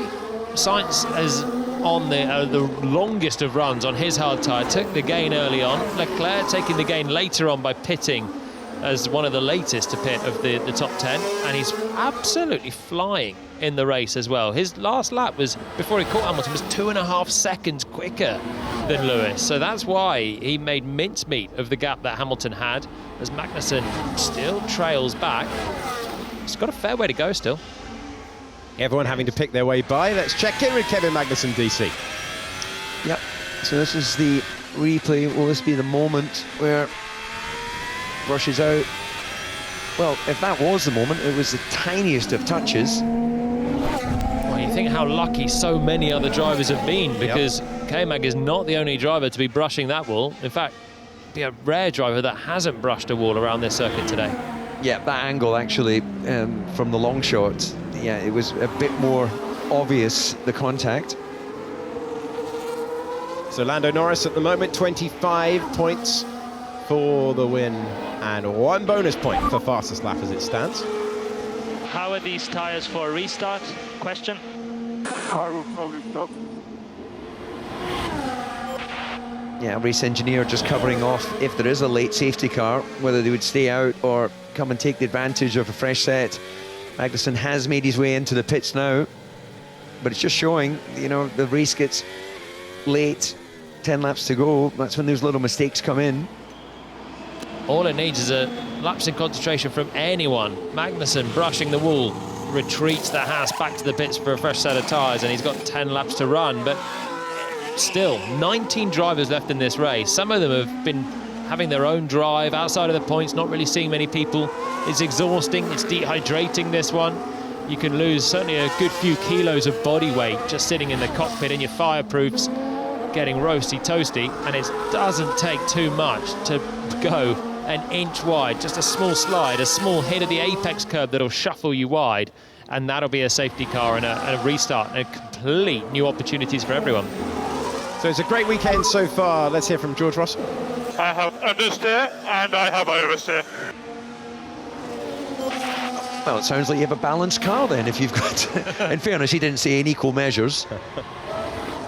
We've got 10 laps to go. We've got Charles Leclerc reeling in George Russell, who's giving the nightmare feedback to the Mercedes team. Lando Norris got the jump that he needed at the start of this Grand Prix. He builds a gap away from Max Verstappen as the paddock expected before this race. Verstappen has managed to hold the others at bay. He's in no man's land really, but a crucial 18 points coming his way. Piastri has improved a couple of places, past the Mercedes from 5th on the grid where he began this race. Russell is in 4th, Charles Leclerc has got past Lewis Hamilton, and then you have a really intriguing battle for the minor places. Sainz again, bit of no man's land. Fernando Alonso, 2-time winner around this racetrack, in a great place, and a Hulkenberg still holding off Perez. If that gets feisty, could open the door for Colapinto, who's only 1.9 seconds back. My word, that is aggressive driving. Just kiss the wall. Thank you, fine. We're right. Hey, Phil. Pressure's looking good at the moment. Yeah, it's getting popular, isn't it, this stage of the Grand Prix? Handing out the kisses left, right and centre. It could change things late on. Last lap, last year, George Russell, who had been a contender for victory all the way through, tumbling off the podium. And we don't have that sort of battle today for the lead, but we do have Lando Norris, who was second last year, trying to upgrade things to the top step of the podium, who has twice brushed the wall today. Charles Leclerc has been so fast today in clear air. He's comfortably the second fastest driver on race pace. Started in 9th, got up to 8th on the opening lap as Perez, I thought he was going to wind up a bit of a lunge there on Hulkenberg. Looked like he was setting himself up at the end of that DRS zone into 16. If Leclerc had started at the sharp end, he's probably the only driver that could have kept Norris slightly in check today. He's still lapping. He's lapping the quickest of anyone, and he's going to chase down Russell. He's lapping over a second quicker than George, and he's going to get to him before the end of the race. And Russell doesn't seem a driver particularly content with his Mercedes either. Russell P1, 36.6. What do you mean Russell P1? I meant Norris, but I didn't want to speak in the corners. I don't care about Norris, give me Russell. Charles Leclerc correcting his engineer, DC. He's only human, and yeah, just got a little bit confused with names. In fairness, even yourself, Alex, which I noticed neither Julian or Ruth took the opportunity to compliment you and your brilliant commentary. Even occasionally you make a mistake with a name. Oh, they've had to work with me all year, that'll be why. we just learned to put up with it. It happens, doesn't it? The thing is, from the cockpit, let's see, is this Russell brushing the wall? I'll tell you what, it's a sloppy one from George. Just exiting, trying to get that steering wheel straight, coax the rear tyres back, and literally drives towards the barriers there on the outside. It was imperceptible to the eye from the outside, but Russell obviously felt a little bit of a contact. I think that was his kiss. As you say, it is getting increasingly popular. Russell in the turquoise liveried Mercedes under pressure. Leclerc just 4 seconds away now. You can see the improvement that he is making. It could be be momentarily bamboozling for a driver because you're dialed in. You've done 54 laps, and suddenly your engineer says, "Oh, Russell's P1." You're like, "What? Russell's P1? That's the driver that am I in victory contention?" And then reality comes back, and oh no, it's a slip of the tongue. It's P4 you're fighting for still. On this track, actually, I don't recall there being screens where you can sort of update yourself from the cockpit. You know, there's several tracks where you can watch them. Just chill out, bring this car home. Chill out and bring this car home is a wonderful sentence to hear on lap 55 of 62. And Lando Norris is chasing just a 3rd Grand Prix victory in his Formula One career, but one that would bring the gap down by 8 points as it stands. And it was, you felt, with him starting on pole position today, a race that he absolutely had to win if we're going to have a championship battle going all the way to the end. But look at the margin. 29 seconds would be the most dominant win of the year, according to the stopwatch. As on the left-hand side of your picture, Sergio Perez continues to try and hustle Nico Hulkenberg into a mistake, but Hulkenberg has had 221 Grand Prix starts and knows how to keep a driver at bay. And Perez still looking like getting 1 point today. It's not a bad damage limitation, this, for Ferrari. Started 9th and 10th. Red Bull starting 2nd and 13th. And at the moment, they're heading towards 19 points, and Ferrari are heading towards 16. So still championship is, I mean, McLaren are looking like they're getting away with it. The best overall car, 2 drivers that can win races, but the connotations for 2nd place are still there, and Ferrari would love to get ahead of Red Bull, and this could have been a big chance for Red Bull to eat into, or to build that gap to Ferrari, but Leclerc and Sainz and the strategy team all doing a decent job.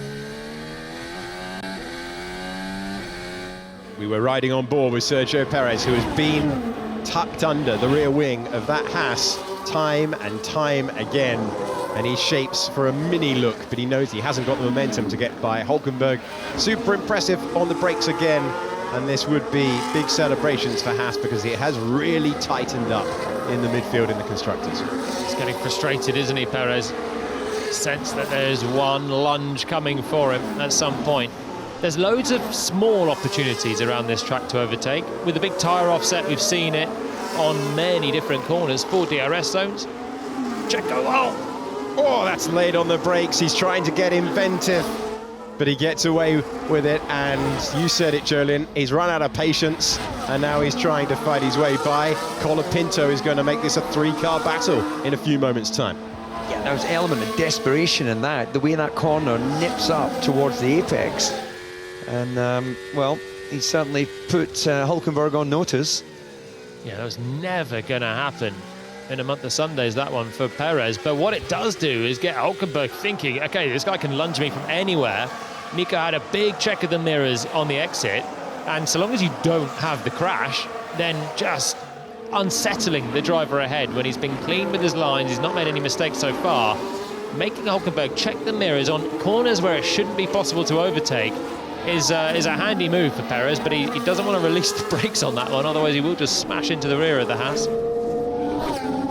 Oh, Perez dancing the car on the power. Again, looking for that key exit from turn number 5 that gives him the opportunity, but that exit is really well judged at the moment by Hulkenberg, who is heading from the Haas team to what will become Audi next year. He doesn't know the identity of his teammate. There are plenty of drivers in contention for that seat, and given how Colapinto is taken to life in Formula 1, he is one of them, currently in 11th, Perez the car in between.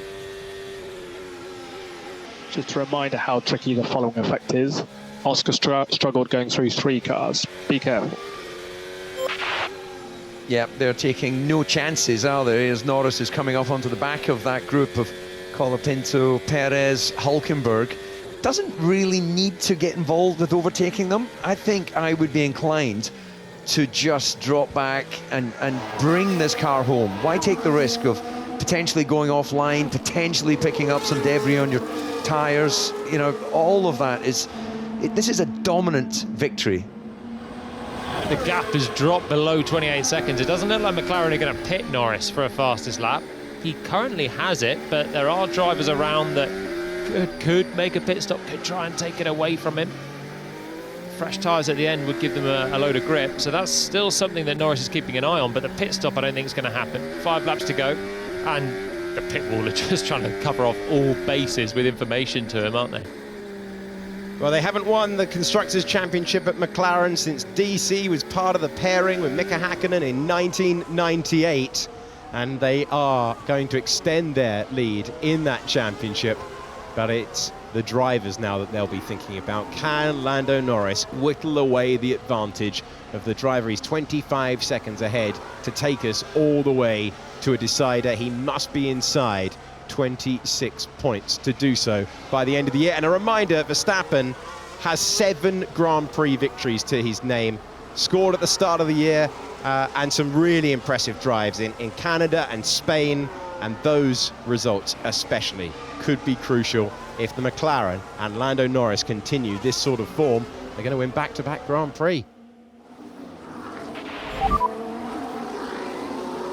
We do have Norris behind. We're getting flashing blues at present.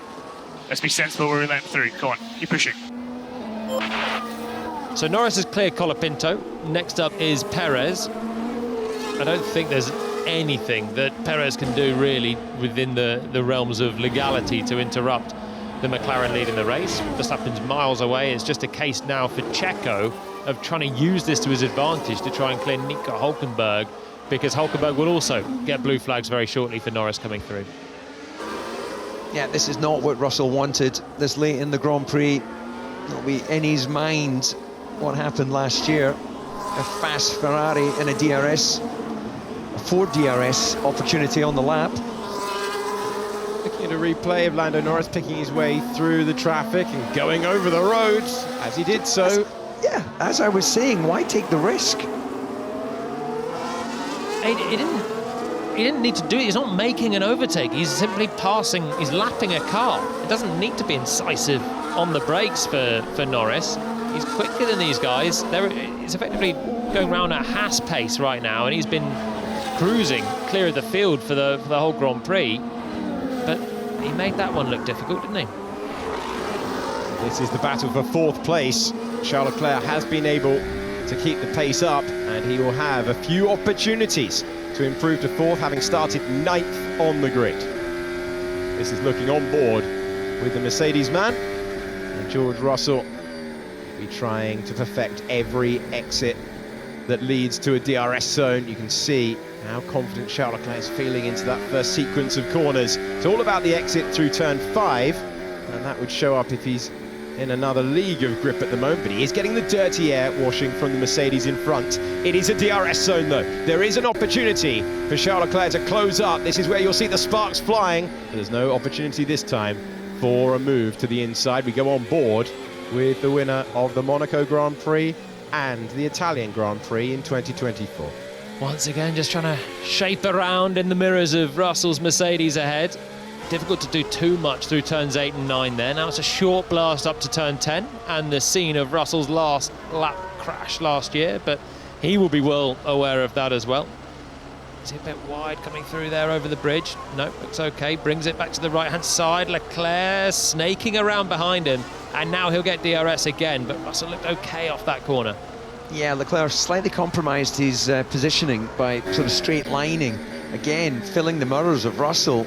He can almost touch the rear end of Russell as he goes through that turn. This is flat to the floor through the high speed turn 15, and by the time you get to 16, no chance to shape again. It's been a good lap for George Russell, trying to keep the margin over the Ferrari driver. It's 0.4 of a second as they make their way on to their 60th lap. There's a bit of lift and coach for Russell even coming into 16. Sounded like he got off the throttle before hammering the brake pedal.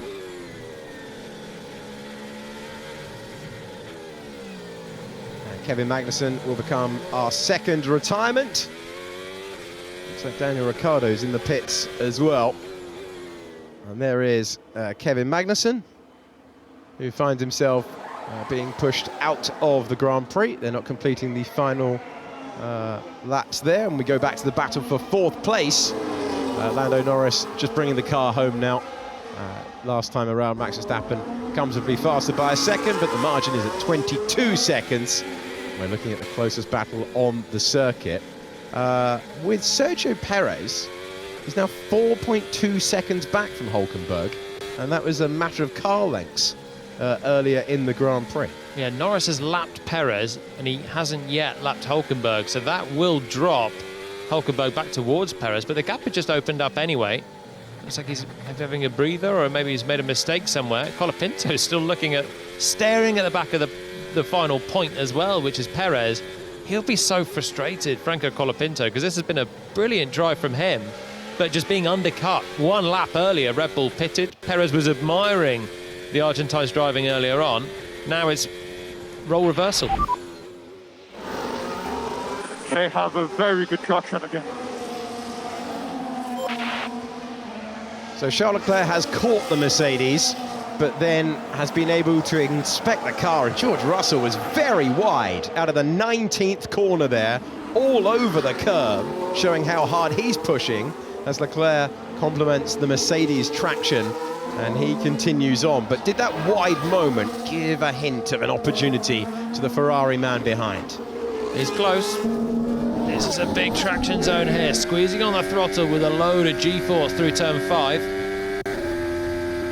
We're still flat, we're still building up speed all the time, but it's just not close enough to even force a defensive shake from George Russell on the penultimate lap of the Grand Prix. There's not a lot of space, not much room for error if you make a lunge and it doesn't pay off at turn 5. There's a tiny bit of runoff, but then the wall will come at you quickly. It's quite the deterrent. So this is turn 19, and George Russell, that's how hard he's pushing. It's not a huge curb there, but it is still one that you don't want to strike too hard, and the sparks flying as he keeps Leclerc behind. Yeah, he kept his foot in, went bouncing over, slightly over track limits as well. Leclerc's good on the brakes. This is such a tantalising corner to make a move. We saw Perez have the waft behind Hülkenberg earlier on. Leclerc as well, using the fresher tyres to sweep around, open up the corner, and then it's enticing as Russell moves to the right-hand side to send that lunge over the bridge, but it will most likely be a collision.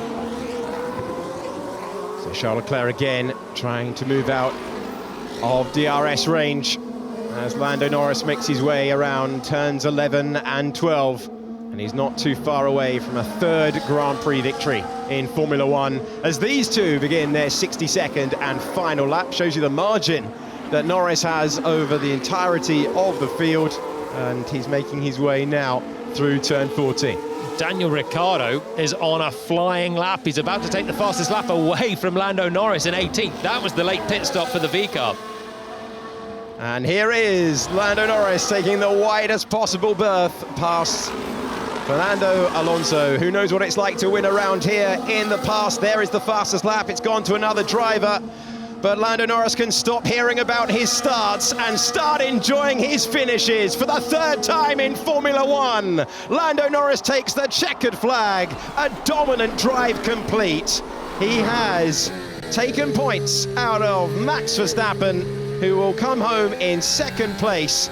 Qualifying crucial yesterday, but the margin comes down once again, and over the line comes Max Verstappen to claim second position, and then a further 20 back. It will be this man, Oscar Piastri, who will find himself on the rostrum once again this year as he completes the final 2 corners, and Piastri will claim his 7th podium finish of the season across the line. 1-3 for McLaren, and this is the concluding act of the Grand Prix then, and you can see that George Russell has perfected those exits all the way through. That traction was good enough to claim 4th position, and Charles Leclerc, an attacking stint, will mean he'll have to separate himself at the end by 1.3 seconds, and he claims 5th position. Zach Brown is celebrating once again. McLaren,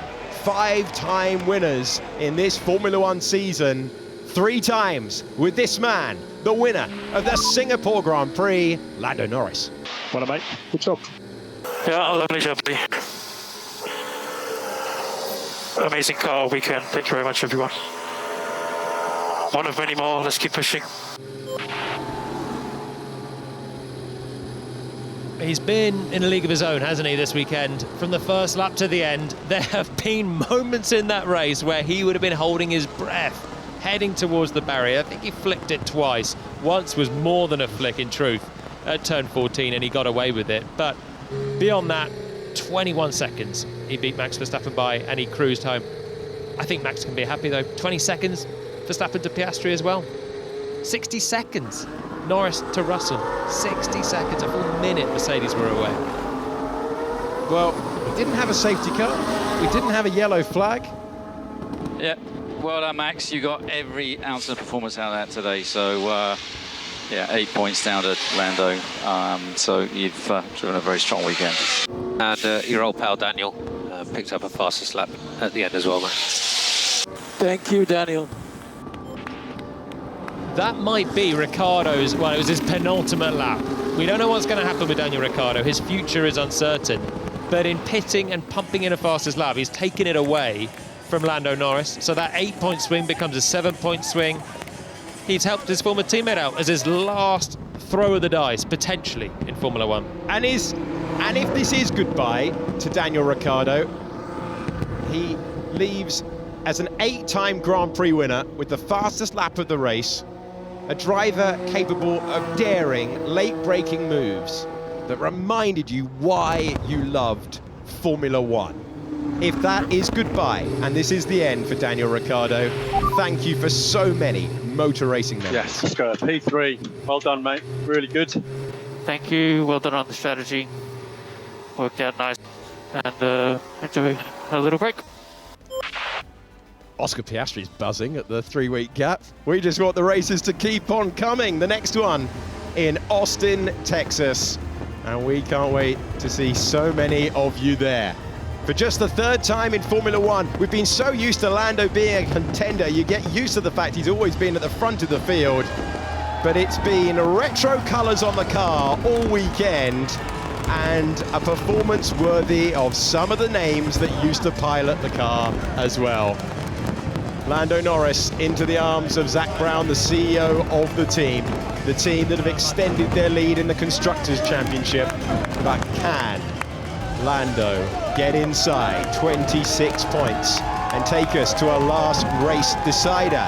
6 Grand Prix and some sprint races as well remain this enthralling season, having a race slightly out of character, Jolien. We had a dominant drive at the front of the field, and for just the 2nd time in the last 10 races, we get a pole position converted, both times, by Lando Norris. Yeah, when it's hooked up, it works very well.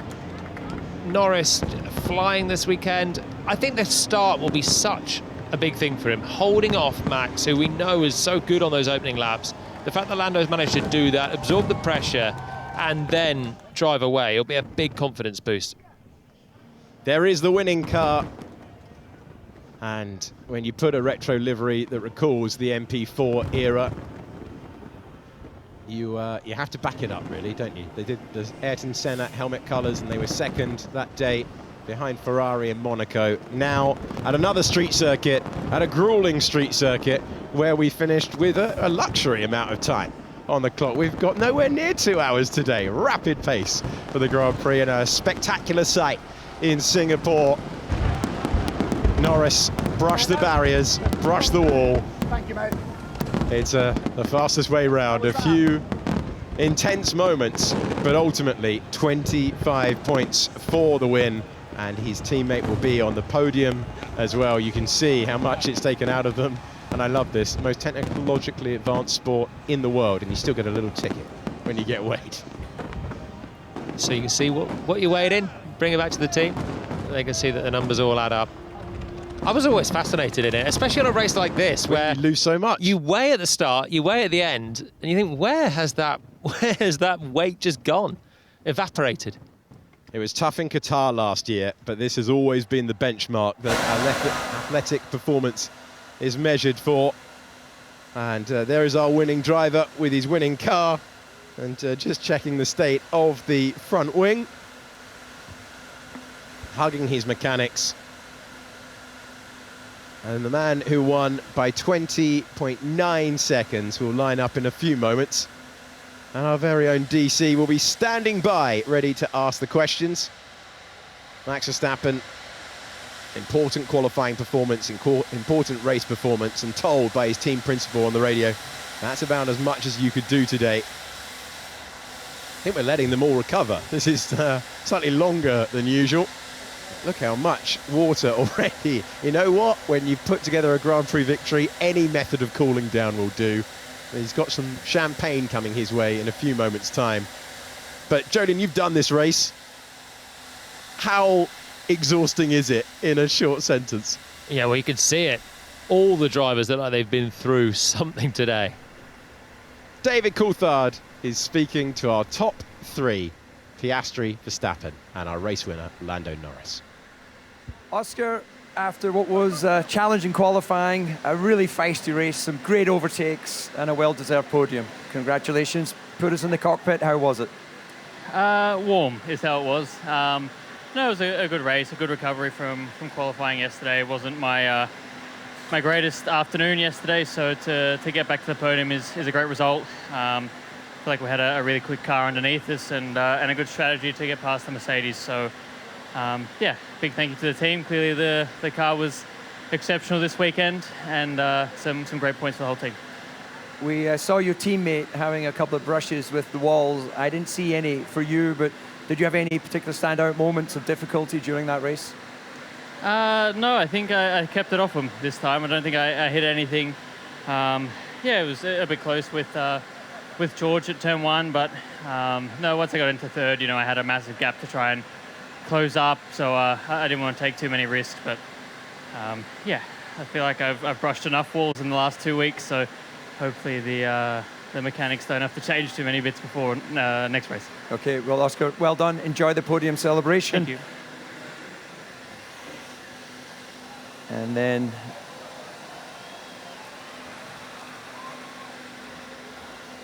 now our second place finisher, Max Verstappen. The sweat on your brow shows just how hard you had to work in that Grand Prix.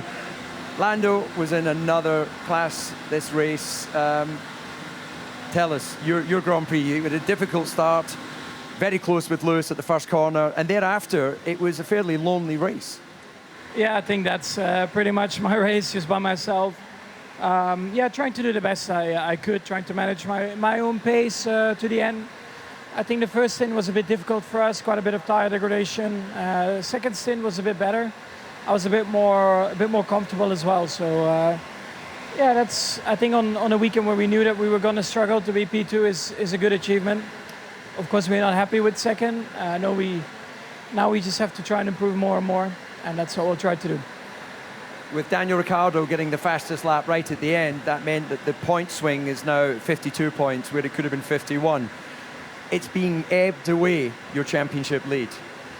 Yeah, it is, but this also can change very quickly again, so we just need to keep on trying, keep to, of course, at one point try to overturn it a bit, you know, not always finishing behind, but we'll see how that goes. And physically, we can see the sweat on your brow, I presume you're soaked through. Just how tough was that race? It's always tough around here, warm, and a very long race in general. So I'm looking forward to a bit of rest. Okay, well, enjoy that and enjoy the podium.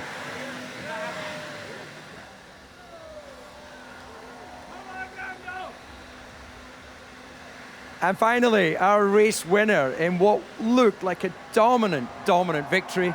Lando, congratulations. Thank you. It was an amazing race.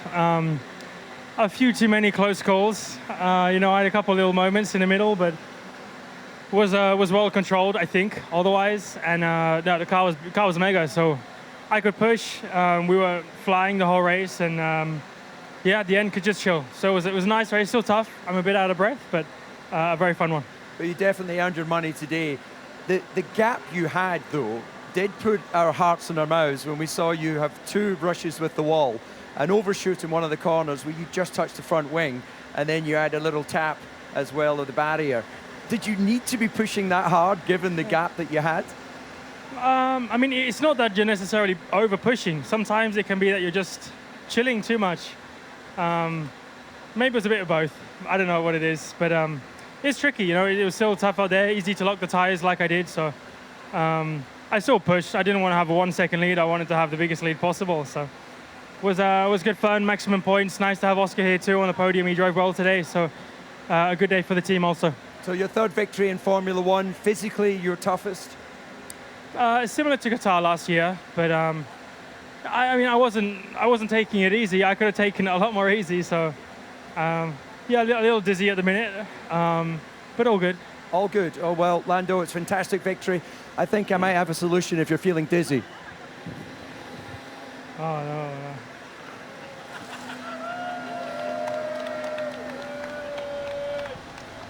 You feeling better? I'll take a hug from a winner. Congratulations, Lando. Enjoy the podium. I've never seen DC do that before. It comes with perks winning a Grand Prix. It also comes with the perilous Parc Fermé interview. 15 years of memories at F1's original night race completed by DC dousing our winner. That'll make the highlight reel when we look back at the races around here. But I have to say, Lando Norris's driving today meant sure that it wasn't a close contest. For only the 3rd time in his Formula One career, he is the winning driver, and he gives himself a chance now of whittling down the advantage. 52 in between him and Max Verstappen on a day that McLaren extend their lead, and that was another dominant day for Lando, who has gone from no wins to a contender for champion of the world. Cool down room time.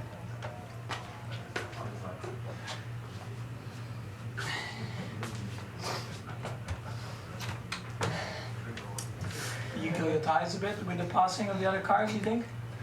Not too bad, to be honest. I fucked myself a bit here.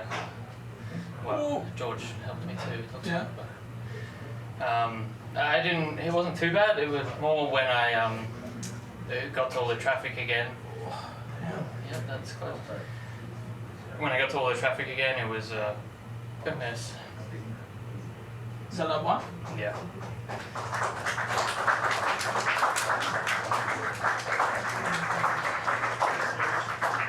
Should I ask how your car was, or staying away from it?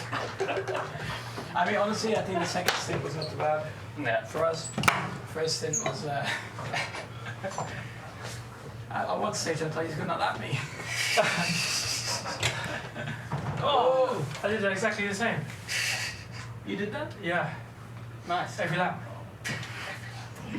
No, it's because there were so many marbles were flying. Yeah. When you ever took a back marker or something, K-Mac got a puncture right in front of me, so I had to go around the outside of turn 10 for the next like 3 laps. Oh my god. No way. Should have released the brake a little bit, actually. Shoot myself. So without using swear words, how did you feel when you did that moment? Did you produce a little funk? Funky. Oh, that was a lot closer than I thought it was.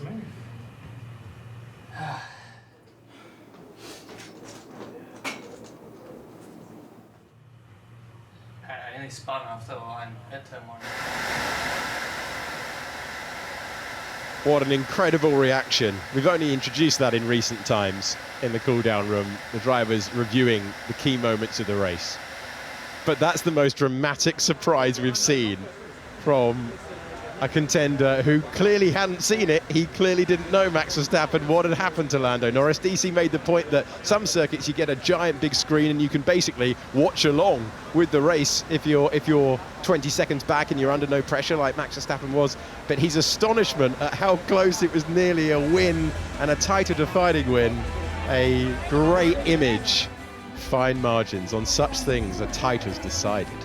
He's a man that's not shy of putting in some consummate wins, is he, Max Verstappen? I don't remember him having one of those from a 20-second lead. Huge sigh of release. That could have changed the face of the championship, that moment, that tap with the wall for Norris.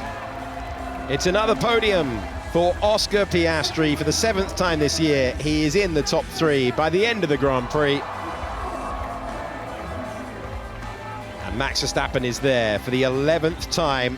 Front row converted into 2nd place, the maximum available to Red Bull this weekend.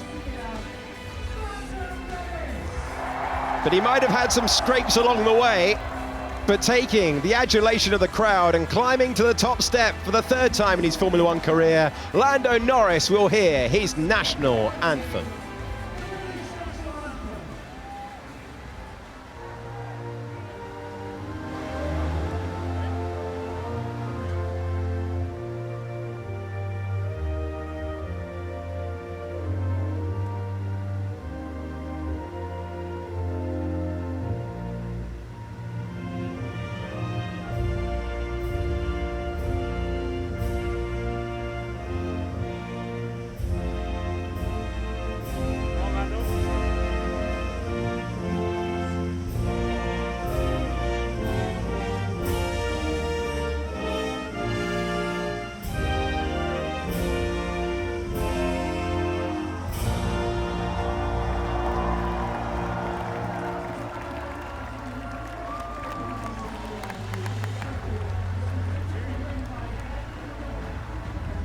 Second last year, this year in 2024, the largest trophy belongs to Lando Norris.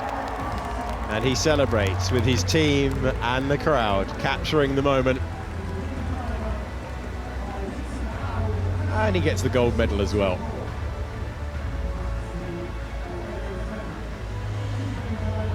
You get the feeling the next Grand Prix will be key for Red Bull. It is a gap in between. They will look to bring updates to Austin and be contenders for victory again. But it's McLaren extending their lead in the Constructors' Championship and celebrating a 5th win of the campaign. There is Andrea Stella, the team principal of the team that leads the way in the Constructors' Championship.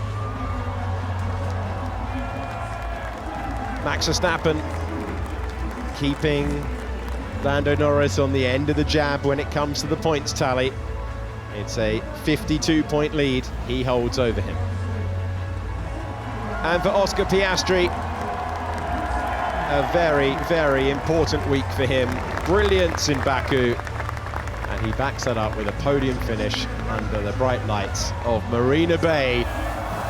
And they will want every drop of that champagne after a Singapore Grand Prix that didn't feature a safety car or a yellow flag, but it did feature for the first time Lando Norris winning around these 19 turns. And that's the closest battle he's had all day, spraying the champagne with his team and celebrating And our championship battle in the drivers gets closer still.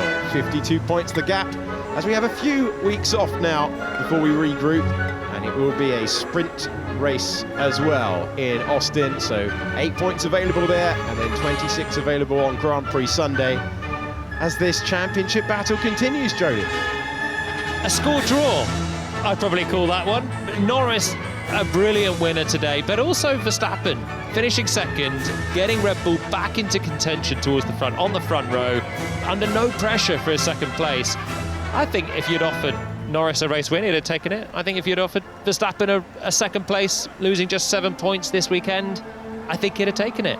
Roll on Austin. Indeed, it is finally trying. He's still trying to cool down, Lando Norris. It's the DC cold water, isn't it? The humidity on top of that now. But that's the moment that he craved at the start of the day. That's the moment that he's delivered. As Lando Norris, Max Verstappen and Oscar Piastri make their way from the podium. And I want to thank the whole team, both on site and at Biggin Hill in the UK. It has been another hugely consequential Singapore Grand Prix. My thanks to Ruth, to David and to Jolyon, and for you for watching. The final word goes the way of Daniel Ricciardo. If that is the end, Danny Rick, thank you for all of those late breaking overtakes. From the whole team, goodbye.